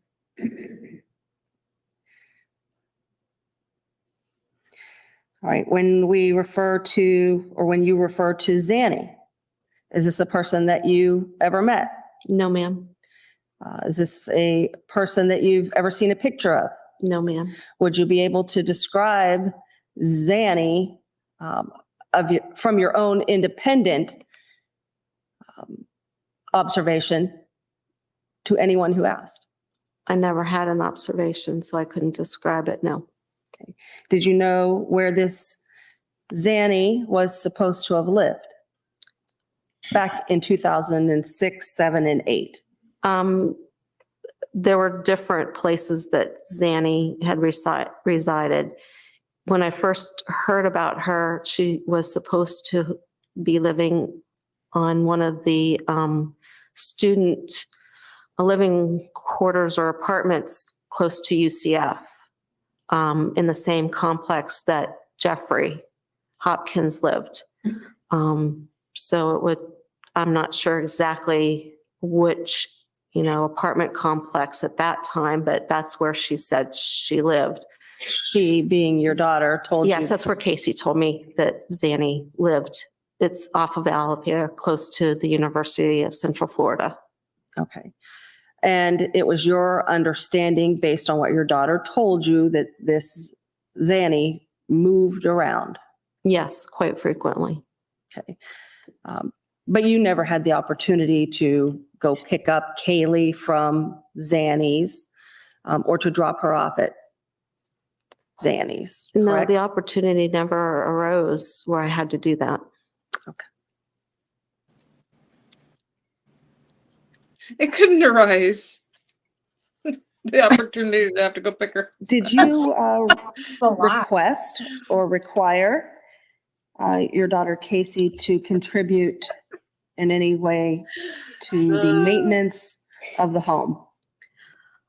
Not financially, but I expected Casey to help around the house with laundry, cleaning, cooking, especially taking care of her room, Kaylee's room, bathrooms, just normal things. And she used to help, George with yard work, and Casey pitched in. I mean, it was, I didn't really have to ask her to, but that was the requirement for the kids, period. So yes. All right. If you were going to have either of your kids as adults living in your home, you wouldn't ask them for money, but you wanted them to pitch in. Yes, I was more lenient with Lee than Casey. Okay.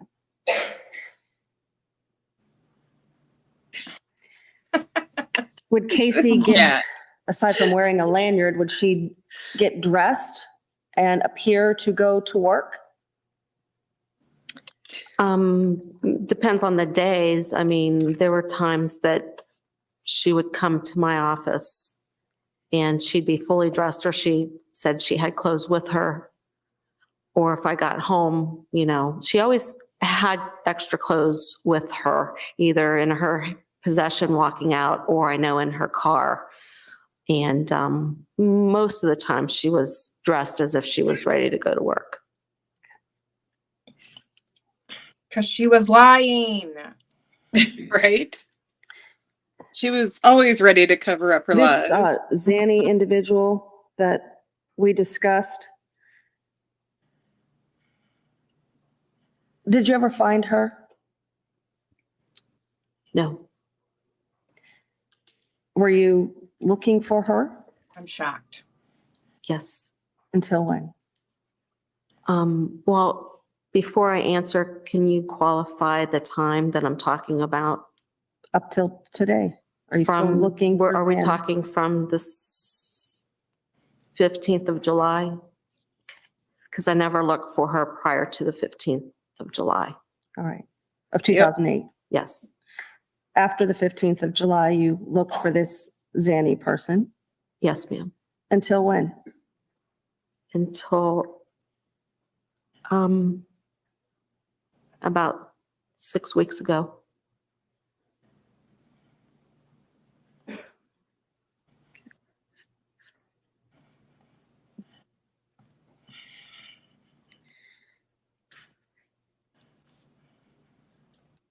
You testified earlier that you left for work on June 16th of 2008 and worked a normal shift?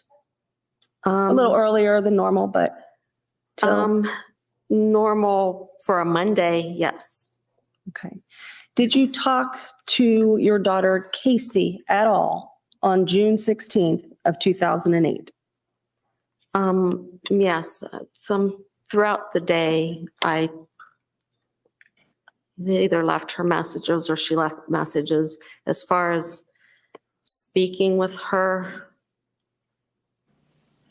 I mean, maybe. I think we had like a brief conversation late in the afternoon, sometime 4-ish, maybe lasted a few seconds. Did that conversation include a discussion of her plans for that day? Yes, she was going to spend the night at Zanny's, and she knew that she couldn't drop Kaylee off early at my work. She said she had to, she knew that at that time she had to go into work early, and typically Kaylee could spend time with me for the last half hour, but on Mondays are difficult because I have a staff meeting Monday afternoons. And she told me that, she was going to take Kaylee to Zanny's, and she would probably just crash at Zanny's when she got off of work because she had an early morning the next day at work. So it would make more sense for her just to go back and spend the night with Zanny and Kaylee than to bring Kaylee back home. And it kind of made sense to me because Monday is a very late night. I mean, could potentially be a late night for me at work. Sometimes I could work even 7, 8 o'clock, depending on what was going on at work. But typically I would be out of there by 6 on Mondays. Okay. Did you understand that your husband, George, had to work that Monday? Yes, ma'am. And what shift would he have worked on that Monday? We talked about him working 3 to 11 on Sunday. Would that be true on Monday that week as well? Yeah, that was his normal day to work.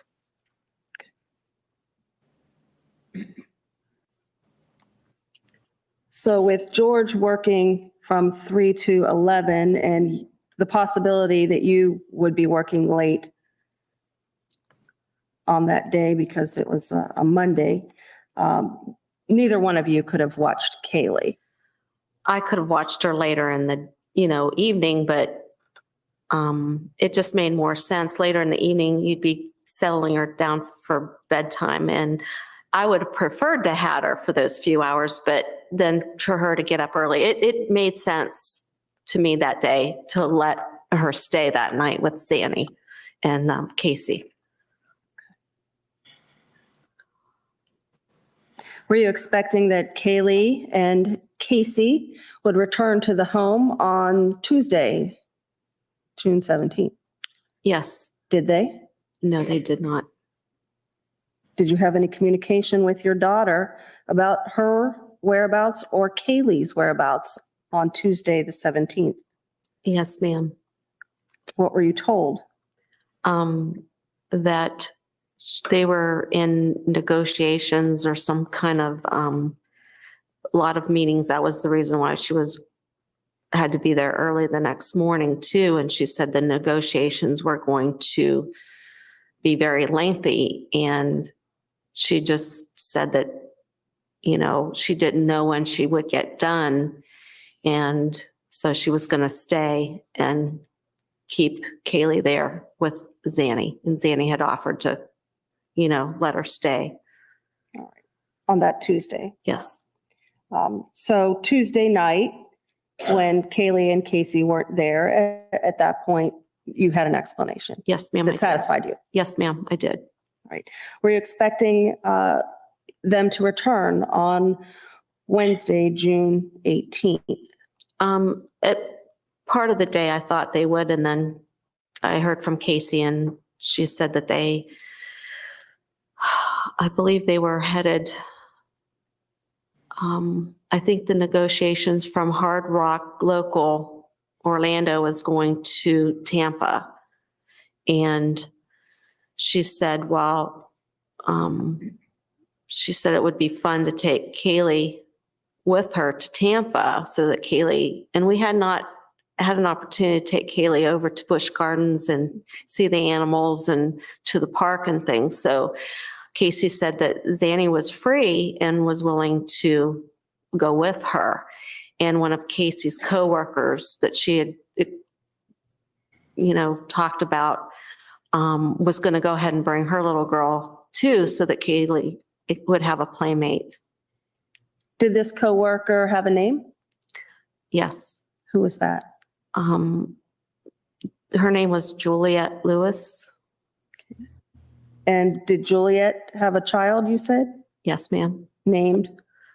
Annabelle.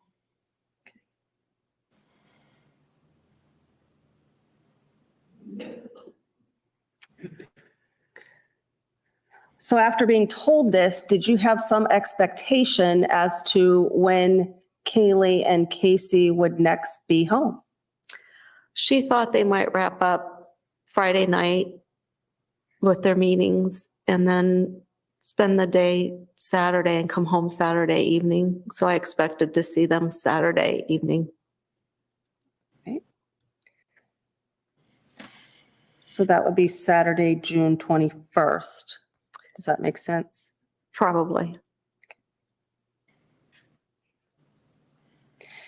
Did you talk to Casey on those intervening days between the 18th and the 21st? Yes, I talk to her every day at some point. I can't remember the actual, I'm sure once during the day and then in the evenings. I mean, that was our normal thing anyway. We always checked in with each other. We just always had our entire lives. We've always checked in with each other. Did Kaylee like to talk on the phone? Yes, she did. All right. During that week, were you asking to speak to Kaylee on the phone? Yes, I did. Were you able to? No. Why not?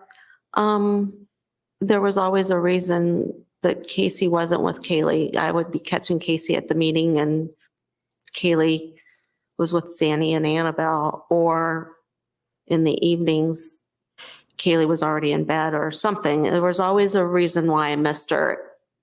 I know. So you waited until Saturday, the 21st. Oh. To maybe get to see them. Yes, that's what I was anticipating. Okay. Wait. And what happened? Excuse me? Casey had told me sometime, I can't remember if it was during the early morning or mid-afternoon, that they did not finish on Friday. And they were going to be meeting on Saturday a little bit too. So their time where her and Juliet actually got to spend with the girls at the park, they did not get to enjoy the park with them. So Juliet and Annabelle and Casey and Kaylee and Zanny, and by that time, I believe one of Zanny's friends was supposed to have met them over there as well. So all of them were supposed to just have a day at the park on Sunday and return home either Sunday night or Monday morning. Really, Cindy? Come on. All right. So if I love how she Saturday talks was like June she- 21st, I think she Sunday, still Monday believes is that- the 22nd and 23rd. So having been given that explanation, This is Cindy Anthony, you did not Casey's have mother. any expectation that you would see Casey or Kaylee until at least the 23rd, Monday, the 23rd. I believe so. Okay. I agree. Did that happen? She was. No. They Why took not? care of that little girl themselves. I until remember Monday they were like, time for waiting you all to day at work step to up, hear from Casey girl. because the last conversation I had with her was to call me as soon as Yeah, there she was got never any home because I Zanny. wanted to make sure her and Kaylee had come home safely from Tampa. And it was nearly 3 or 4 o'clock in the afternoon, and I was getting quite concerned. I remember calling. About what part, Sean? She definitely lied about things on the stand, but I don't think she's lying about this part. I think she's just saying what Casey told her. But she talks like Yeah. she knows these people, and she didn't know any of these people. Right. Yeah. Never. No, not all of it. I think that she's telling the truth about this stuff. She lied about things that she couldn't have done, like searches on the computer and things like that. Because someone was looking up how to make chloroform and things like that. And Cindy claimed that she was doing it for something in the yard, gardening stuff. But she couldn't have because she was working. And it was when Casey was supposed to be home. So and it was like under her like She login. was the only one home. Everybody else had a alibi, I guess. Like everybody else was covered where they were with job records and things like that. For sure. Truth. Thanks for the super chat, Lefty. Thanks, Lefty. Where was that? This right here. She lied so much for her to try and protect her kid that, which I still have a hard time understanding how you can do that when I get that it's your kid, but Kaylee was your granddaughter who you were basically raising, so Yeah, and if your daughter I don't know that her dad did it, I would want answers. That's all I was say. If I was Cindy, I'd be like, tell me what happened. Because it's either your story, George did it, or you did it. Right. Like, what happened? And one of them took a polygraph. I mean, I know that they're not super reliable or anything, but he did it. I mean, kind of just signing up to take it. It was yeah.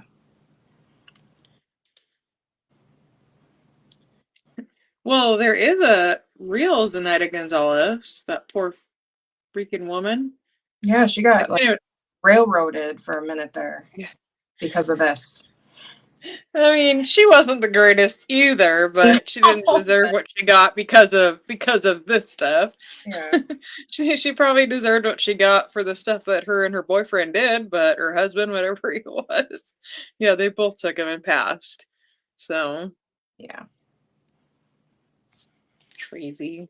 And leaving messages for Casey, hey, are you home yet? And I was concerned enough to even talk to one of my coworkers about, I was wondering if something had happened. And then later that late afternoon, early evening, I heard from Casey. Okay. Did she tell you she was home? No, she did not. Maybe Nanya. Where did she say she was? Casey ran that house. I absolutely believe that. She told me not to panic, but she said that there was a car accident and that I believe Casey and Kaylee and Juliet and Annabelle were in Casey's car following Zanny, and I'm not sure, I think it was Raquel Farrell that was with Zanny back from Tampa, and right as they were getting on, I think from 75 or whatever, before they got to I-4. Ma'am, I was nowhere near your daughter at any point. Uh-oh, me and Baker are in trouble in this trial. No, Baker's having babies with her. Yeah, at least I'm not having babies with her. Committing crimes. Casey said that Zanny was ahead of her and witnessed Zanny get into a car accident, a pretty serious car accident. And so therefore, she had been all day at the hospital. And that was her first chance to call me and let me know. But she assured me that she and Kaylee were perfectly fine. Did you ask for an opportunity at that point to speak with Kaylee? Do you remember? Yes, but Casey told me she was at the hospital, that Casey was at the hospital, and Kaylee was, Kaylee was, that day, Kaylee was either back at the hotel because she said they had to turn around. No, at that point, I think they were all at the hospital, and someone had taken Kaylee and Annabelle to walk around. You know, they couldn't come up. Casey, I think, was still in the emergency room. And Casey, I believe, was calling me from the emergency room area, and they didn't have the girls, the toddlers, around the emergency area. So one of the other girls, either Juliet or Raquel, had the girls somewhere else. So she wasn't in proximity for me to talk to Kaylee on the phone. All right. So you believe that was I'd like to see a Lee Anthony interview now. Yes. I know. I'm curious what he has to say. Right. He seems like the only Anthony that On June had any 24th, brains. do you remember an incident involving a shed at your home?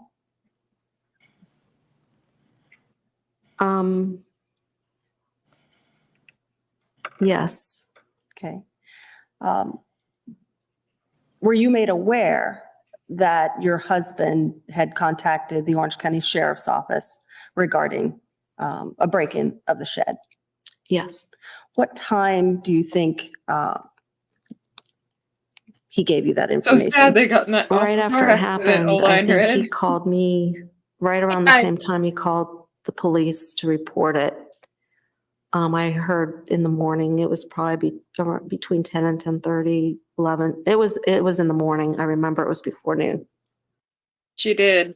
And he was the only Anthony whose sole, I mean, it could be Brandon, whose sole focus was on Kaylee. Mm-hmm. He was in it for that little girl, like, and the other, he didn't give a rip about Casey, like, after he knew that, this is sketch, but Yeah, and then she went out there and told the world that her dad and her brother essayed her all the time. Like, come on now. right. She's such a liar. Right.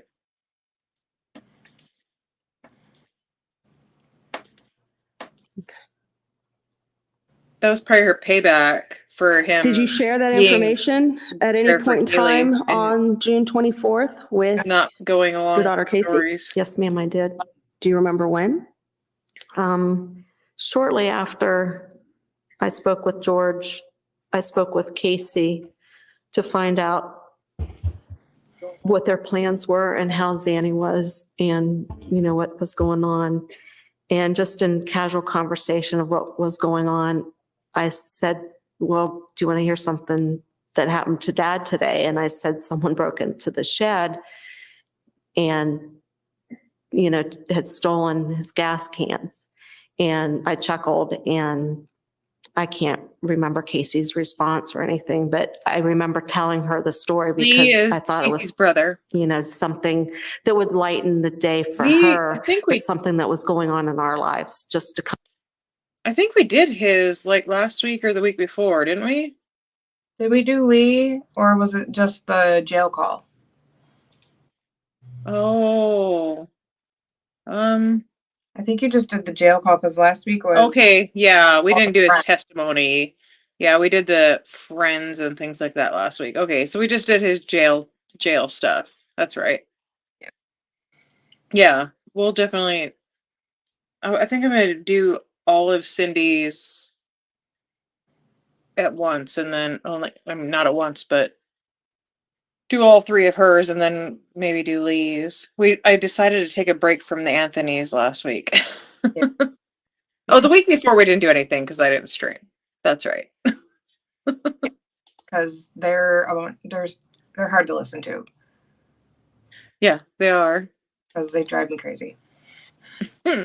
Same. Kind of break the conversation up. Okay. At some point, did you learn that your brother husband is had Lee. seen Casey at the house in the afternoon on June 24th? Yes, ma'am. Okay. Did she call you about that? No, ma'am. Okay. Who did? George did. I have a little something. Hi. honey. Hello. Little D. Hey. How you ladies doing? Good. Good. Good. Good. Rex. I love your little shirt. Oh, thank you. It's like a little dress. It goes down to my knees. And you see how the top has like the ripples? Uh-huh. The bottom and the sleeves have them too, which I love. Oh, cute. But yeah, I it's love it. been out and about all day, so it's been comfortable to wear. Mm-hmm. This is little D, guys, and she has connections to all of this. So Yeah. I've been trying to get her on here for weeks, and she's been busy and vacationing and doing stuff with the humans and. Oh yeah. Yep. I actually used to live in this neck of the woods. Now I need to celebrate Palm's Day. Yeah. If you Palm Sunday, it's Pound Sunday. If you missed it, you got to go back and watch Baker's stream. He was he told me a little bit about it. So I'll have to go back and watch. It's ridiculous. It was super ridiculous, but we're super want more. Yeah, that's funny. Oh, Baker, next week Jamie needs to hear the story about Easter Sunday. Yeah. Tell me the story of Easter Sunday, Baker. Oh gosh. Baker style. Oh, so you've been out there, right? Yeah,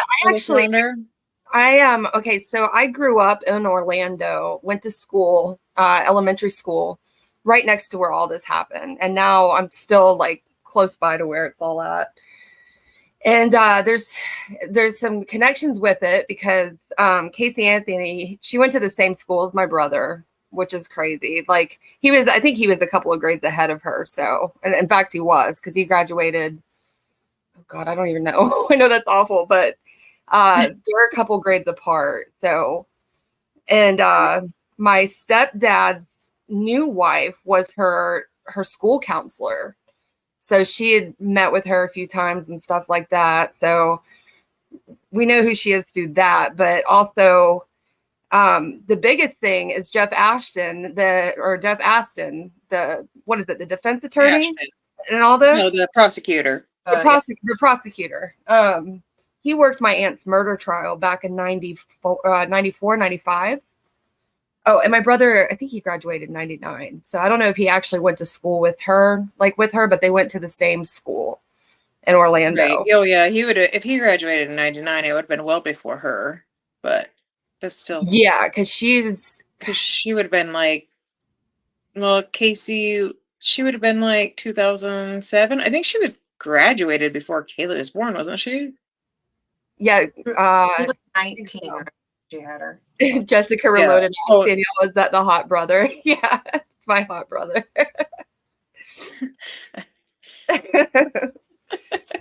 So, yeah, when all this was happening, I remember I was pregnant with my son, and when she was missing, when Kaylee had went missing, and I remember all of it going on because where she lived, I don't want to give away like exactly where I live, but like right. Yeah, it's like, I am in Central Florida, and that's where this is all taking place. So I was able to drive down to the area, which I told you guys about, where Kaylee's remains were found. I know that sounds a little morbid, but it was after it all happened, and I was just curious at the location. And where this happened, where her remains were found, was literally right next to where the Anthonys lived. I don't know if they've mentioned that, but it was like within walking distance. So it was like this little area, this like shaded like trees, and you could still see like teddy bears and everything sitting out there. And yeah, it was just a really, really like evil feeling. Like, I don't know if it was just me that wasn't supposed to be out there. You know, there's always people passing in and out of there. So I was like, well, what's the big deal if, we just drive, it was a friend and I just drive through this area. I'm curious to see where the Anthonys actually live and how close it is to where the remains were found. And it's right next to a school too. What is this? He saw you on with Baker. He thought you were mute. Oh yeah, no. He's concerned. I quit his guests super poor, Stephen. Well, if he sees me on Friday Night Live too, I'm pretty silent, but I know I can get to talking like when we're on Discord and backstage and stuff like that. So right.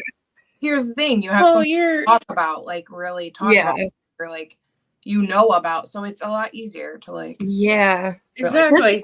This all seems like it happened literally not long ago.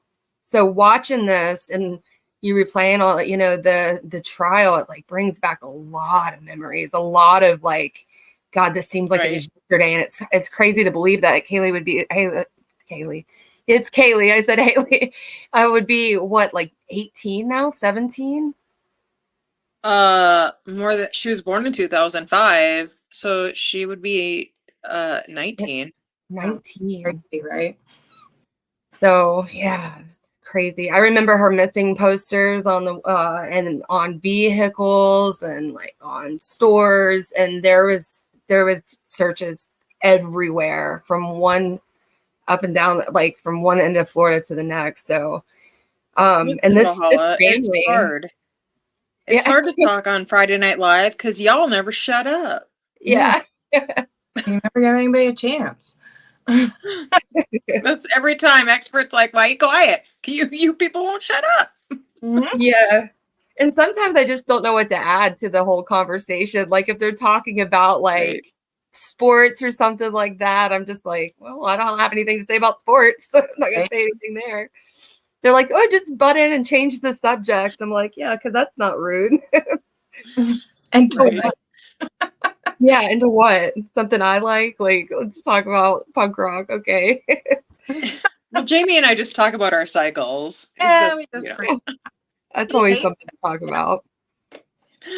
Baker shuts us down all the time. Danielle makes a good Midwest girl. It is true. Because you sit there and go, well, I'll just wait until, it's time for me to talk, when people are starting to like simmer down. And then you wait the whole stream and you're like, haven't said a word. Yeah, the whole stream and haven't said nothing. That's all right. We're just happy to be there, right? Yeah, for sure. Yeah. But yeah, apparently the parents still live in the same house in the same area, and a lot of us came out, like, of course the truth always does, and it has slowly after she did that documentary. I heard you talking about it, Jamie. It's enough to make you sick. Yes. Sorry. Left either target. Sorry. I'm not laughing at you. No. Because I read it and I go, exactly what I say. Stop it. Stop getting in my head. Yeah, the documentary, you seen it? Yeah, on Peacock or whatever. Yeah. Farrell hasn't or watch it. I have not. It's like disgusting. It's disgusting. I didn't want to watch her sit and lie her ass off. Well, you have to. Yeah. I know. You have to. Because you got to be like, is she effing kidding us right now? It just doesn't make sense. And what's funny, do you notice in the beginning where she's hanging pictures of Kaylee in this bedroom? Mind you, this is like a rental place that she's filming in. So she's like hanging all of her personal pictures like up on the wall, like and they're like the evidence pictures. They're not even like pictures. It's like the pictures from evidence. Yeah. Oh my. Oh, I definitely have to watch it. I was like, isn't that a picture they had at the trial? Yeah. And she's put her poor parents through hell. Stream it next week on Rumble. Yeah, that would be cool. We can watch it. Yeah, can't do it here, but we could do it on Rumble, I think. She's just so full of it. Yeah. I wish I could recall what I guess she'd be my I guess not really my stepmom, but my you say your dad's wife? My stepdad. My stepdad got remarried after my mom and remarried. Okay. And so she still is a school counselor. I don't know if she is over there. I think it was Colonial High School where Casey Anthony went. And that's where, well, I know it was Colonial High School. I had to have been, or Liberty High School. I can't remember, in Orlando, but she had interactions with her, and I'm sure she'd be like happy to talk about it, but I wouldn't even know how to like get that going. But yeah, this whole thing is like, it hits close to home for sure. Right. And yeah, when you have those personal connections with it, it hits different. Yeah, it hits different. Yeah. And plus they're talking about different clubs and places that they've been to. Like, I know where all that place, I know where downtown Orlando is, I-4, like all these places, like it's my neck of the woods. So, Yeah, that's how I am with the Wagner stuff, because like, and I don't even know them, but I know people that know them, and it's right next door, and so it hits different. yeah. Have I ever what, Jamie? Have you ever been to Fusion? No. If I'm ever in Orlando, I go to like the punk clubs, like, you know, like where they have shows at and stuff. So that's more my group, my scene. But Because I don't know know what's exactly happening where all there, that's Sean. at. So no, I was not a party girl. I've never been. Well, I used to go to clubs sometimes with friends, but I wasn't really the one that would get in there and dance or anything. Like I was more I'll sit at the bar and have a drink, kind of hang out. Right. You didn't do hot body contests? I didn't do hot body contests, none of that. Nope. I wasn't a shot girl. Aww. None of You would that. have probably made a better shot girl than the shot girls we saw. Oh gosh. Yeah, probably, because I could sell some alcohol. I used to bartend. That one girl was like, "Oh, we'd barely sell a bottle a night." I was like, "You suck." Yeah. What the hell? That's a good way to make some money too. You got it, Sean. Sorry, Danielle. No, you're fine. Please, can you say please respond to my messages while somebody else is talking?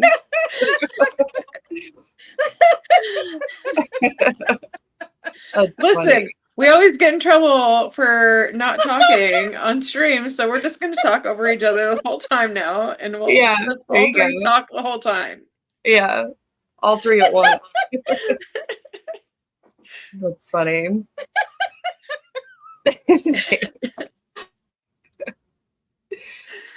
Oh, that's hilarious. Oh man, I suppose I can play it again for a little bit. It's almost, well, it's not. Oh, it's still got a little ways to go.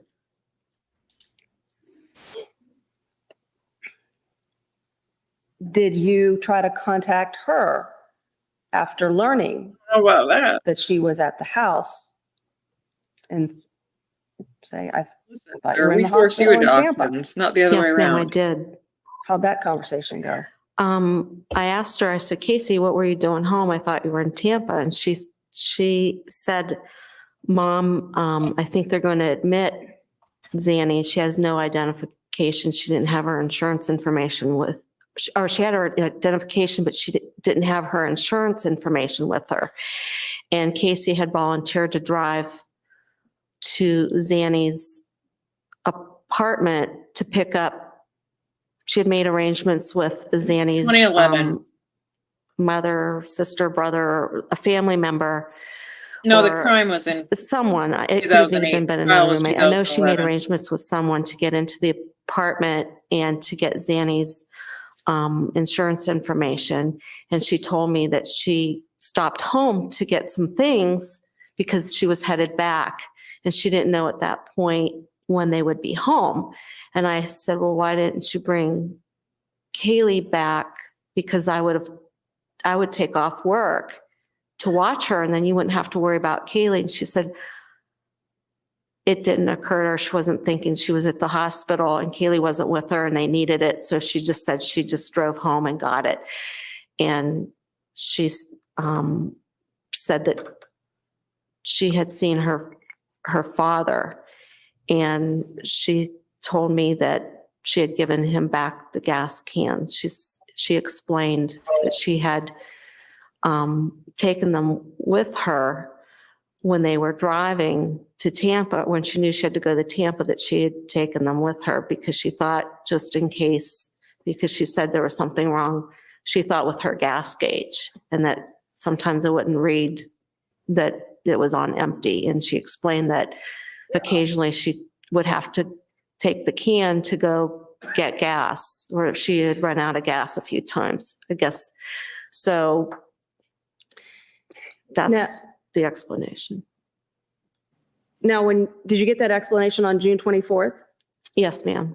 At that point, was it your belief that she had not been at the house since June 16th? Correct.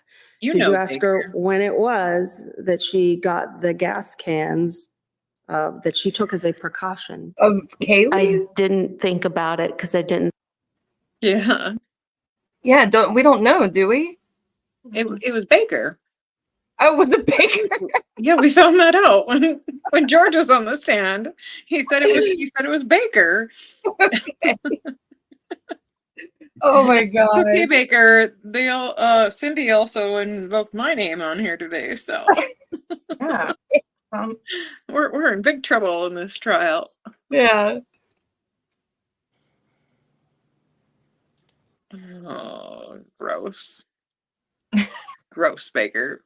I think it was anything of significance. I did not, at that time, I wasn't thinking about why, I mean, it had no significance to me. Wonder if I can pop her up a bit and finish this one today. On June 24th, were you given any indication as to when Casey and Kaylee might be returning from Tampa?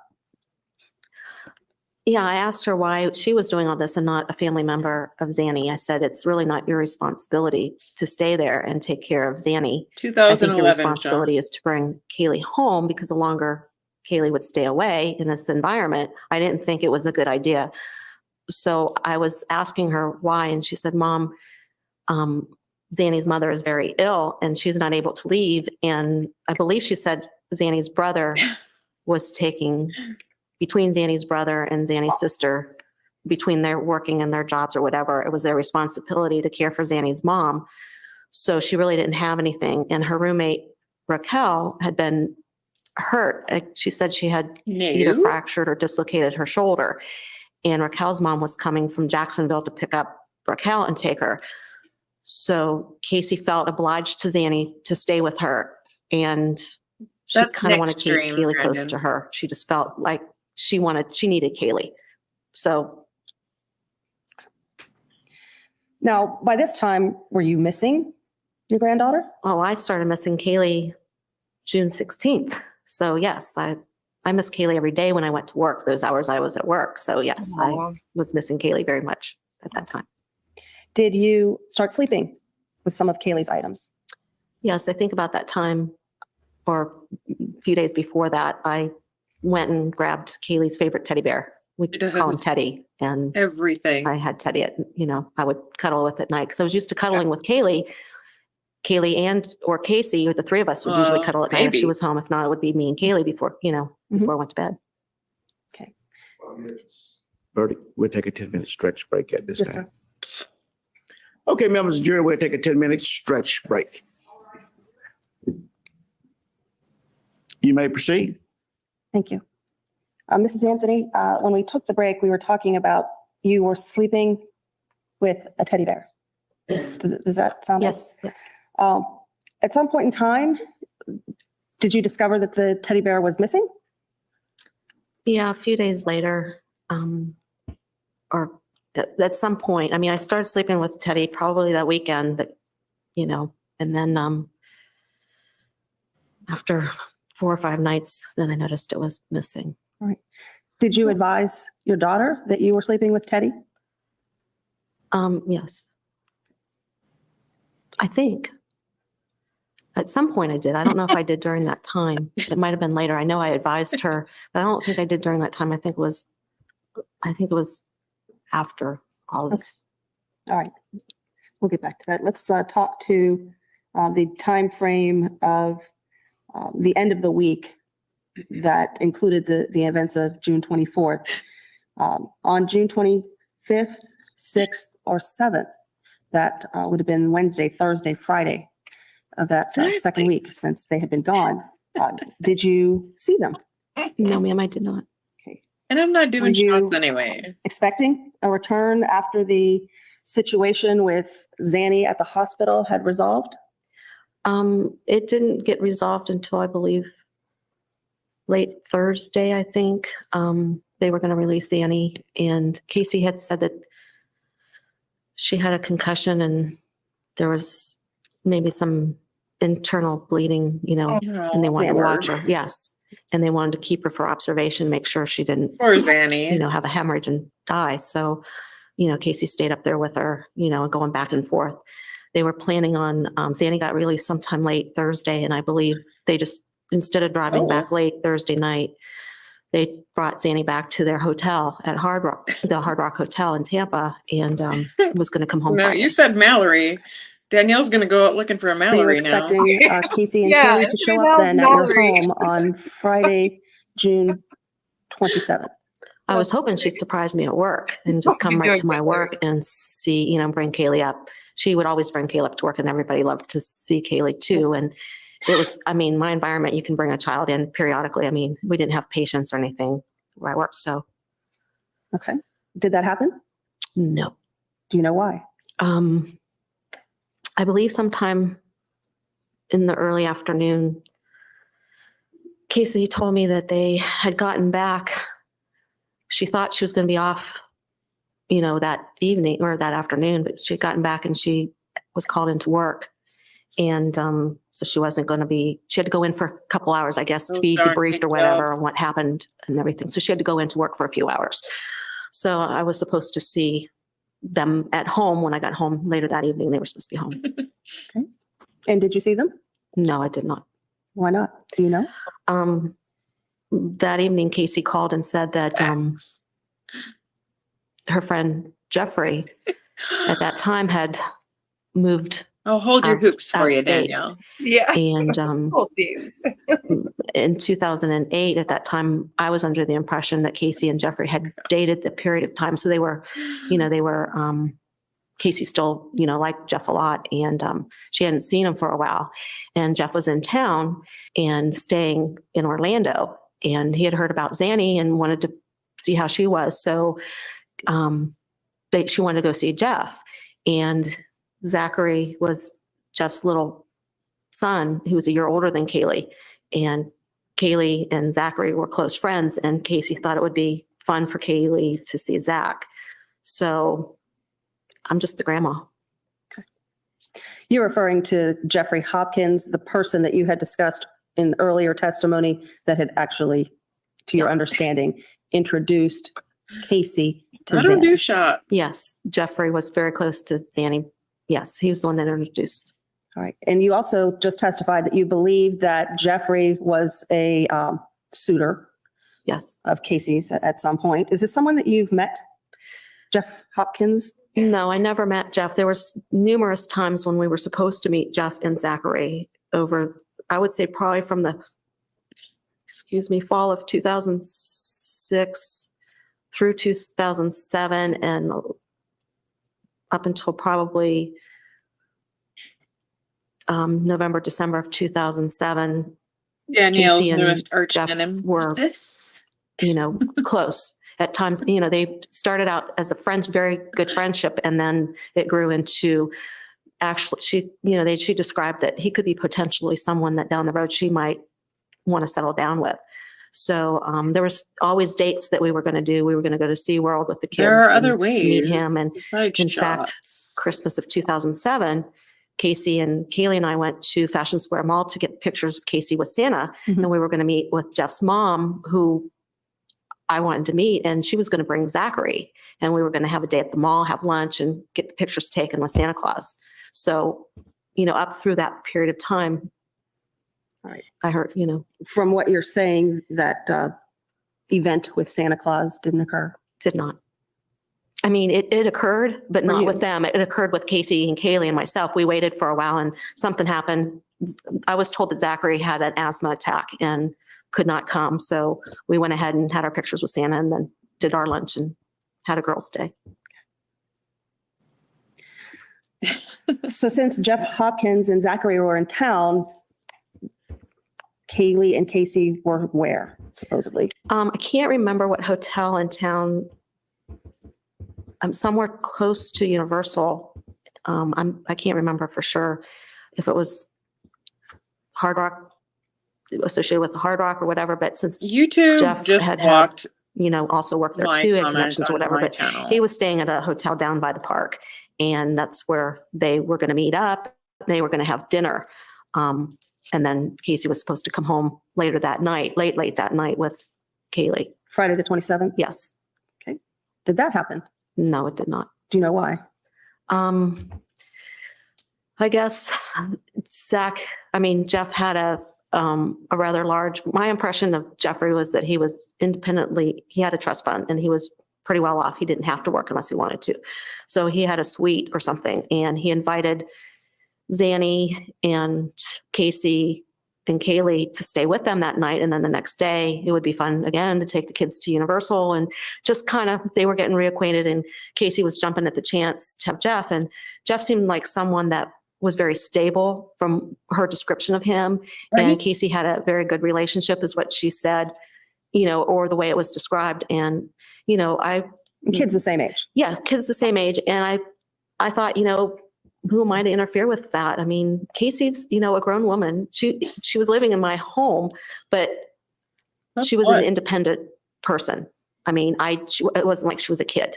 Okay. It was, So you weren't ordering her home. No, you were just trying to find out where they were. I never had control of Casey, once she was 21, as far as her comings and goings. There was an understanding that we had. We just wanted to know, just out of love, where everybody was at. But it wasn't a mandatory thing that I had to know her every whereabouts. And same way with Kaylee. This is her daughter. She could do whatever. I would just love to spend time with them. So naturally, I'd always inquired and would like to spend time with them when they were available. But, she's a young woman that needs to move on with her life, and I am not going to interfere with that. So, yes. Okay. Now, that Friday, the 27th, was that the last day that you worked for a period of time? Yes, actually, that was the start of my vacation. I don't even know who is real and who's not anymore. I think I had Juliet Lewis, 5 or 6 weeks of vacation, and you have to use your vacation. You can't carry it over from year to year where I worked at. And so I would plan. You took another one? Yeah, I took another one. Shortly after the one you had in June? Yes. All right. So you were off of work the entire week, beginning June 30th? Yes, ma'am. Okay. Through the 4th of July? Yes, ma'am. Were you scheduled to return to work whatever the Monday was after the 4th of July weekend? I believe I went back on Monday. Okay.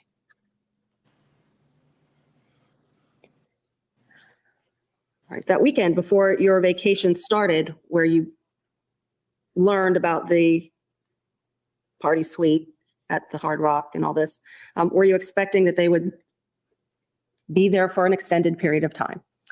I would expect that she would have at least come home at some point during that time to get new clothes and to do whatever, but that never happened. And George and I, the weekends were our time. I mean, with him working, and we spent whatever time together we had. So, we had other plans too. And I'm not mistaken. I can't remember if it was that weekend that George and I went to the beach or the following weekend. Sometimes that was our time to go to the beach, or me to visit my parents. So we had plans. I think so you're right.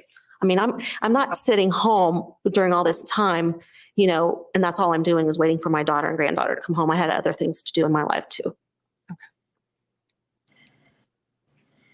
Okay. Did you have daily communication as that weekend and then the week that you were off progressed?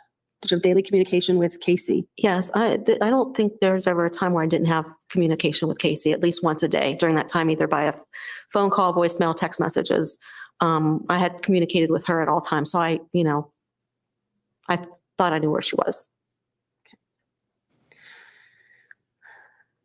So as we get into the week of June 30th, July 1st, and you are off, did you find out whether or not they were still at the Hard Rock Hotel in Orlando?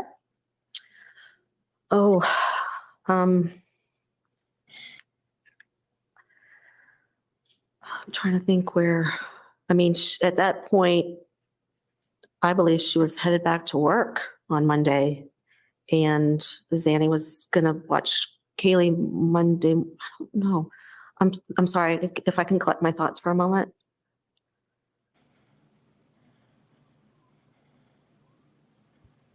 I know I was expecting to watch Kaylee, from on my vacation. And I can't remember what excuse or where she said she was at that point, if they were still hanging with Jeffrey or not. Okay. Now, since you were off, you thought if Casey's working, no need to have Zanny, who was just in some sort of accident, watching Kaylee, that you wanted to do that for your daughter. Right. Okay. Did you express that to her? Yes, I did. Okay. And were you able to do that? to watch No. Kaylee that week that you were off? No. Why not? My memory serves me, Casey was working on an event. Now it's starting to come back to me. Casey was working on an event that had to do with, there was set up for kids. Sometimes she would work with Make-A-Wish Foundation and things like that, and different things. And there was a like a pool party event that they were having for children on site. And she said that it would be a fun event for Kaylee to be at. And I'm not sure if Zach was there with Jeffrey or not, but Annabelle was going to be there with Juliet. And it was a day at the park where the kids could play in the pool and see characters and different things. So I asked if I could come, and she said no. It was kind of just like a reservation, and she said she hadn't planned, but because of Kaylee being hers, I couldn't get in. I couldn't, because I had said, well, I would love to go and watch Kaylee and, you know, be a part of it and take pictures and stuff. But she said no. And I asked her who was watching Kaylee if she was working, and she said that that was an organized group, and that, you know, there would be people that she trusted that would watch the children during this. And then she was able to come down periodically through the day, and she would be able to check in with Kaylee, you know. So I just did things that I needed to get done during that time. All right. So as you approach the July 4th weekend, you thought Kaylee was being entertained at a pool party on Universal property. Yes, ma'am. How far is Universal Studios from your home on Hope Spring? Depends on traffic. Anywhere from a 20-minute to a 30-minute, if it's normal traffic, 30-minute drive. Right. At some point in time, did you decide that you were going to drive out to Universal Studios? Yes, ma'am. When was that? I believe it was July 3rd. All right. And what prompted that? And he said he couldn't, so. Earlier that day, I had some issues, and I really wanted to talk to Casey about those issues, and I really wanted to see Kaylee, and I couldn't see. I wanted to spend at least one day with her, and I hadn't seen her for so long.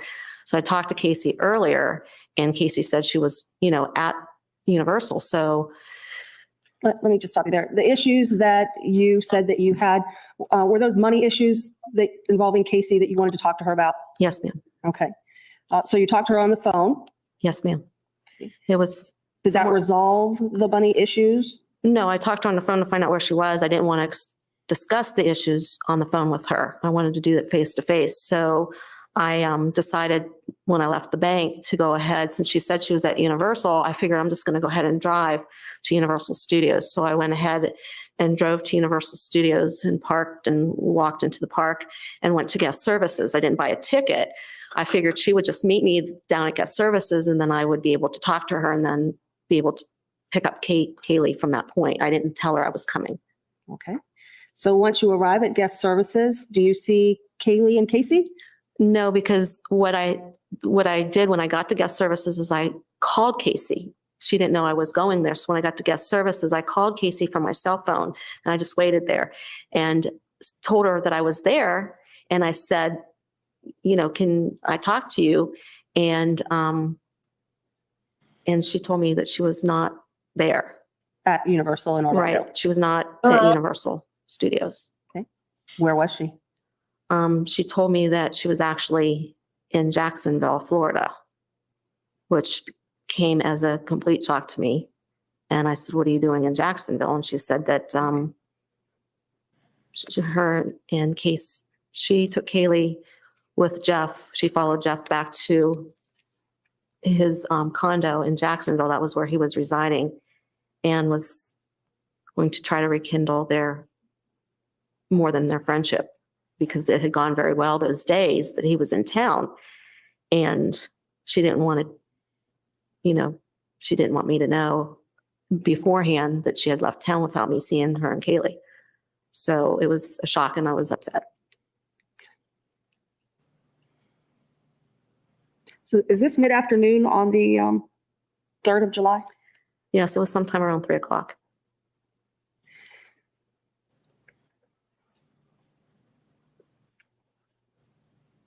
Did you think she was in Jacksonville? I had no idea. I had no idea. When she told me that she was in Jacksonville, I didn't know what to think because I had realized that she had lied to me for the last couple days, that she was at work and then she was really in Jacksonville. And I didn't know what to make of it. It was just came to me really quick. And I believe she was in Jacksonville, but I didn't believe she was in Jacksonville. I had my reservations. Had my doubts that she was in Jacksonville. Okay. Ma'am. At some point then on the day of July 3rd, did you enlist the help of your son Lee in locating your daughter Casey? Yes, I had actually asked Lee. Prior to that, I Brandon. reached out to one of our friends that I knew was in Just not Jacksonville doing to see if shots. he had I spoken to never said Casey shots. and if he was aware, because I knew that one of her very best friends lived in Jacksonville. So I thought if she was headed there, she might alert him. And then Who would that be? Ryan Pasley. So I thought maybe he could confirm that she had been there for the last few days. So I was actually at Universal Studios still when I reached out to Ryan. All right. Was Ryan able to confirm for you that Casey was in Jacksonville? No, but Ryan thought she was coming because he had spoken to her, Casey, either that morning or the next day, and Casey was arranging to see him. So that kind of put me back to There's she no probably way is in Jacksonville because Ryan he said didn't that know she had she was a contacted him, pathological that liar. they needed to get Yeah. together, She that didn't she start was doing it coming that to week. Jacksonville during that time frame. He had not seen her yet by the time we had spoken. Okay. So at that time, then I started shifting back my thoughts that she probably is in Jacksonville. Did you call Lee? I can't remember if I called him or if it was just something. I think I reached out Good to Lee idea. and just asked him if he had any idea. If Casey had talked to him and, confided in him where she was, and he hadn't spoken to her for a few days. All right. After 8:00 in the evening on July 3rd of 2008, did you create your own MySpace account regarding your current situation? Yes, I'd never been on MySpace before, and Lee told me when I was speaking to my son if he had talked to Casey or whatever, his impression that Casey was not in Jacksonville because of the chatter on MySpace or Facebook, that there was some stuff going on downtown, which I took it to be Church Street because that's where downtown, Sure. the action is. And he thought that at one point, one of his friends or one of Casey's friends, Casey and Lee had a lot of mutual friends, that at some point Casey had mentioned to one of the friends that she might be downtown during the 4th of July time frame. And when I had spoken to Lee earlier, he said he would do some research and contact some of their mutual friends to see, or some of Casey's friends to see if he could find out for sure if Casey was actually in Orlando or in Jacksonville. So when Lee got back to me and told me the possibility that she could be in town, then my mind was just all over the place. And I was just really angry, upset, felt betrayed that I didn't know exactly, because I thought I knew what was going on. So I was just venting. Plus I knew Lee had told me that he had seen new photos of Casey on her MySpace. So I thought if I posted it and asked Casey to be my friend, that she would be the only one that read it. I really didn't know when I created that how MySpace worked. Right.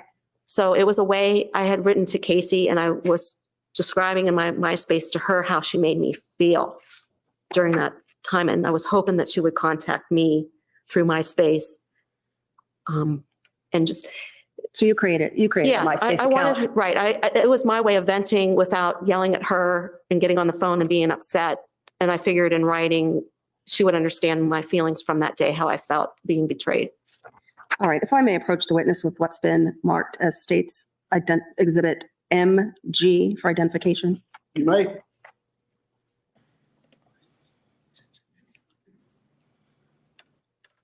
Have to take a look at that item, and exclusive of the exhibit number on it, does it fairly and accurately represent the text of the message that you posted on a MySpace account? Exclusive of the photo? We can talk about photo in a second, but the Yes. text itself Yes. accurately reflects what you put on a posting.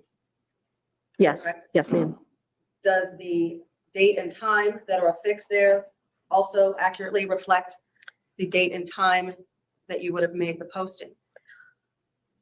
The date is the time. I would have guessed it might have been a little bit later, but yeah, I mean, I knew it was sometime, in the evening that I did. Right? So Everybody. that day seemed like a very long day for me.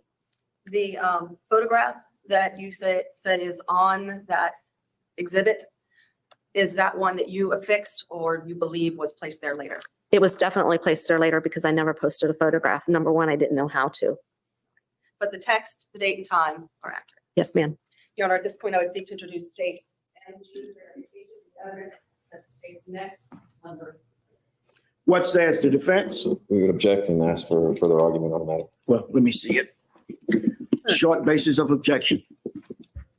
Relevancy, materiality, short form. 403 or 4.5. Okay. 611. Just a second.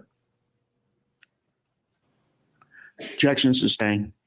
All right, Mrs. Anthony, after you posted that message on MySpace, did you talk to Casey about it? Not that day. How soon after? I think it was a couple days before she realized that I had sent. I'm sorry. I think it was a few days before she realized that I had created the MySpace. I never got a response back from her. And I asked her why she didn't, Well, they were out of the respond war. back. So And what can you do? she thought that I was being hard on her writing that. And she, Relevance. Overrule at this point. she had told me she just didn't want to, go on MySpace. I didn't know MySpace was everybody's space. I thought it was secure and that it was just between her and I. And she explained to me that, anybody could get on there or whatever. And so I don't know how that all works. Even Raising. I didn't know MySpace was everybody's space. Everybody's. But also just MySpace, it just brings back memories. It's so stupid. Oh, hold on. This is literally almost done. as of today. Okay. So she acknowledged that she read your posting. Yes. Did you discuss with her specifically the things that you had posted? Briefly, I told her that I felt. You know Reference to it. the court's ruling. Approach. All right, ladies and gentlemen, the jury, the time is now approximately 5 minutes to the hour 1. We will recess for the day and reconvene on Tuesday morning. I know that you had wanted to work. We had cleared a number of hurdles, including open facility, but there were some other hurdles we just could not clear. There will be a number of things, hopefully, to keep you busy and Told you, do not encourage entertained. And them. I think, well, you know what you have planned for this weekend, and I'm not going to venture with that. Please remember my previous admonitions not to discuss this case with anyone. Don't read, watch, or listen to any news accounts We don't really need of to this listen to particular that anymore. case. Part 1. Part 1 of 3 of Cindy Anthony. Jesus, And what more? we haven't even gotten to when she confronted her or anything, so. Yeah, and I'm sure I hear the calls, right? Like the yeah. Yeah, I'm pretty sure they play the 911 calls during Cindy's one of her They do. days. Yeah. Because the one where she's saying, my daughter said the babysitter kidnapped Kaylee or whatever. She was like, they want to talk to you. And she's like, she's in the background like, I know. Yeah. like, ma'am, your daughter is missing. You're getting all mad. Where was it at? And she's cool as a cucumber when she gets on the phone. She's just like, yeah, part 2 is an hour, just about 2 hours long, and so is part 3. So it's, and that's just direct, right? Or is that direct? yeah, it's 3. Well, no, that's all 3. Like each one of these is like 2 hours long. The 3 different Cindy Anthony trial days. Mm-hmm. So nice. Listen, It's all about how you work your butt off. You know why? Because Farrell zips her lip. I love your talking, Baker. I'm just messing Me with too. Me too. You definitely have to go watch that stream from right before this one, Danielle. It was great. Yeah, I know. So Our enjoyable. Bible lesson was great. What did you say? Our Bible lesson. We had a little bit of Sunday Bible school lesson. before. Yeah. We had a little bit of it on here too. So That's funny. he gave us a little snippet. JK. JK. I'm just joking.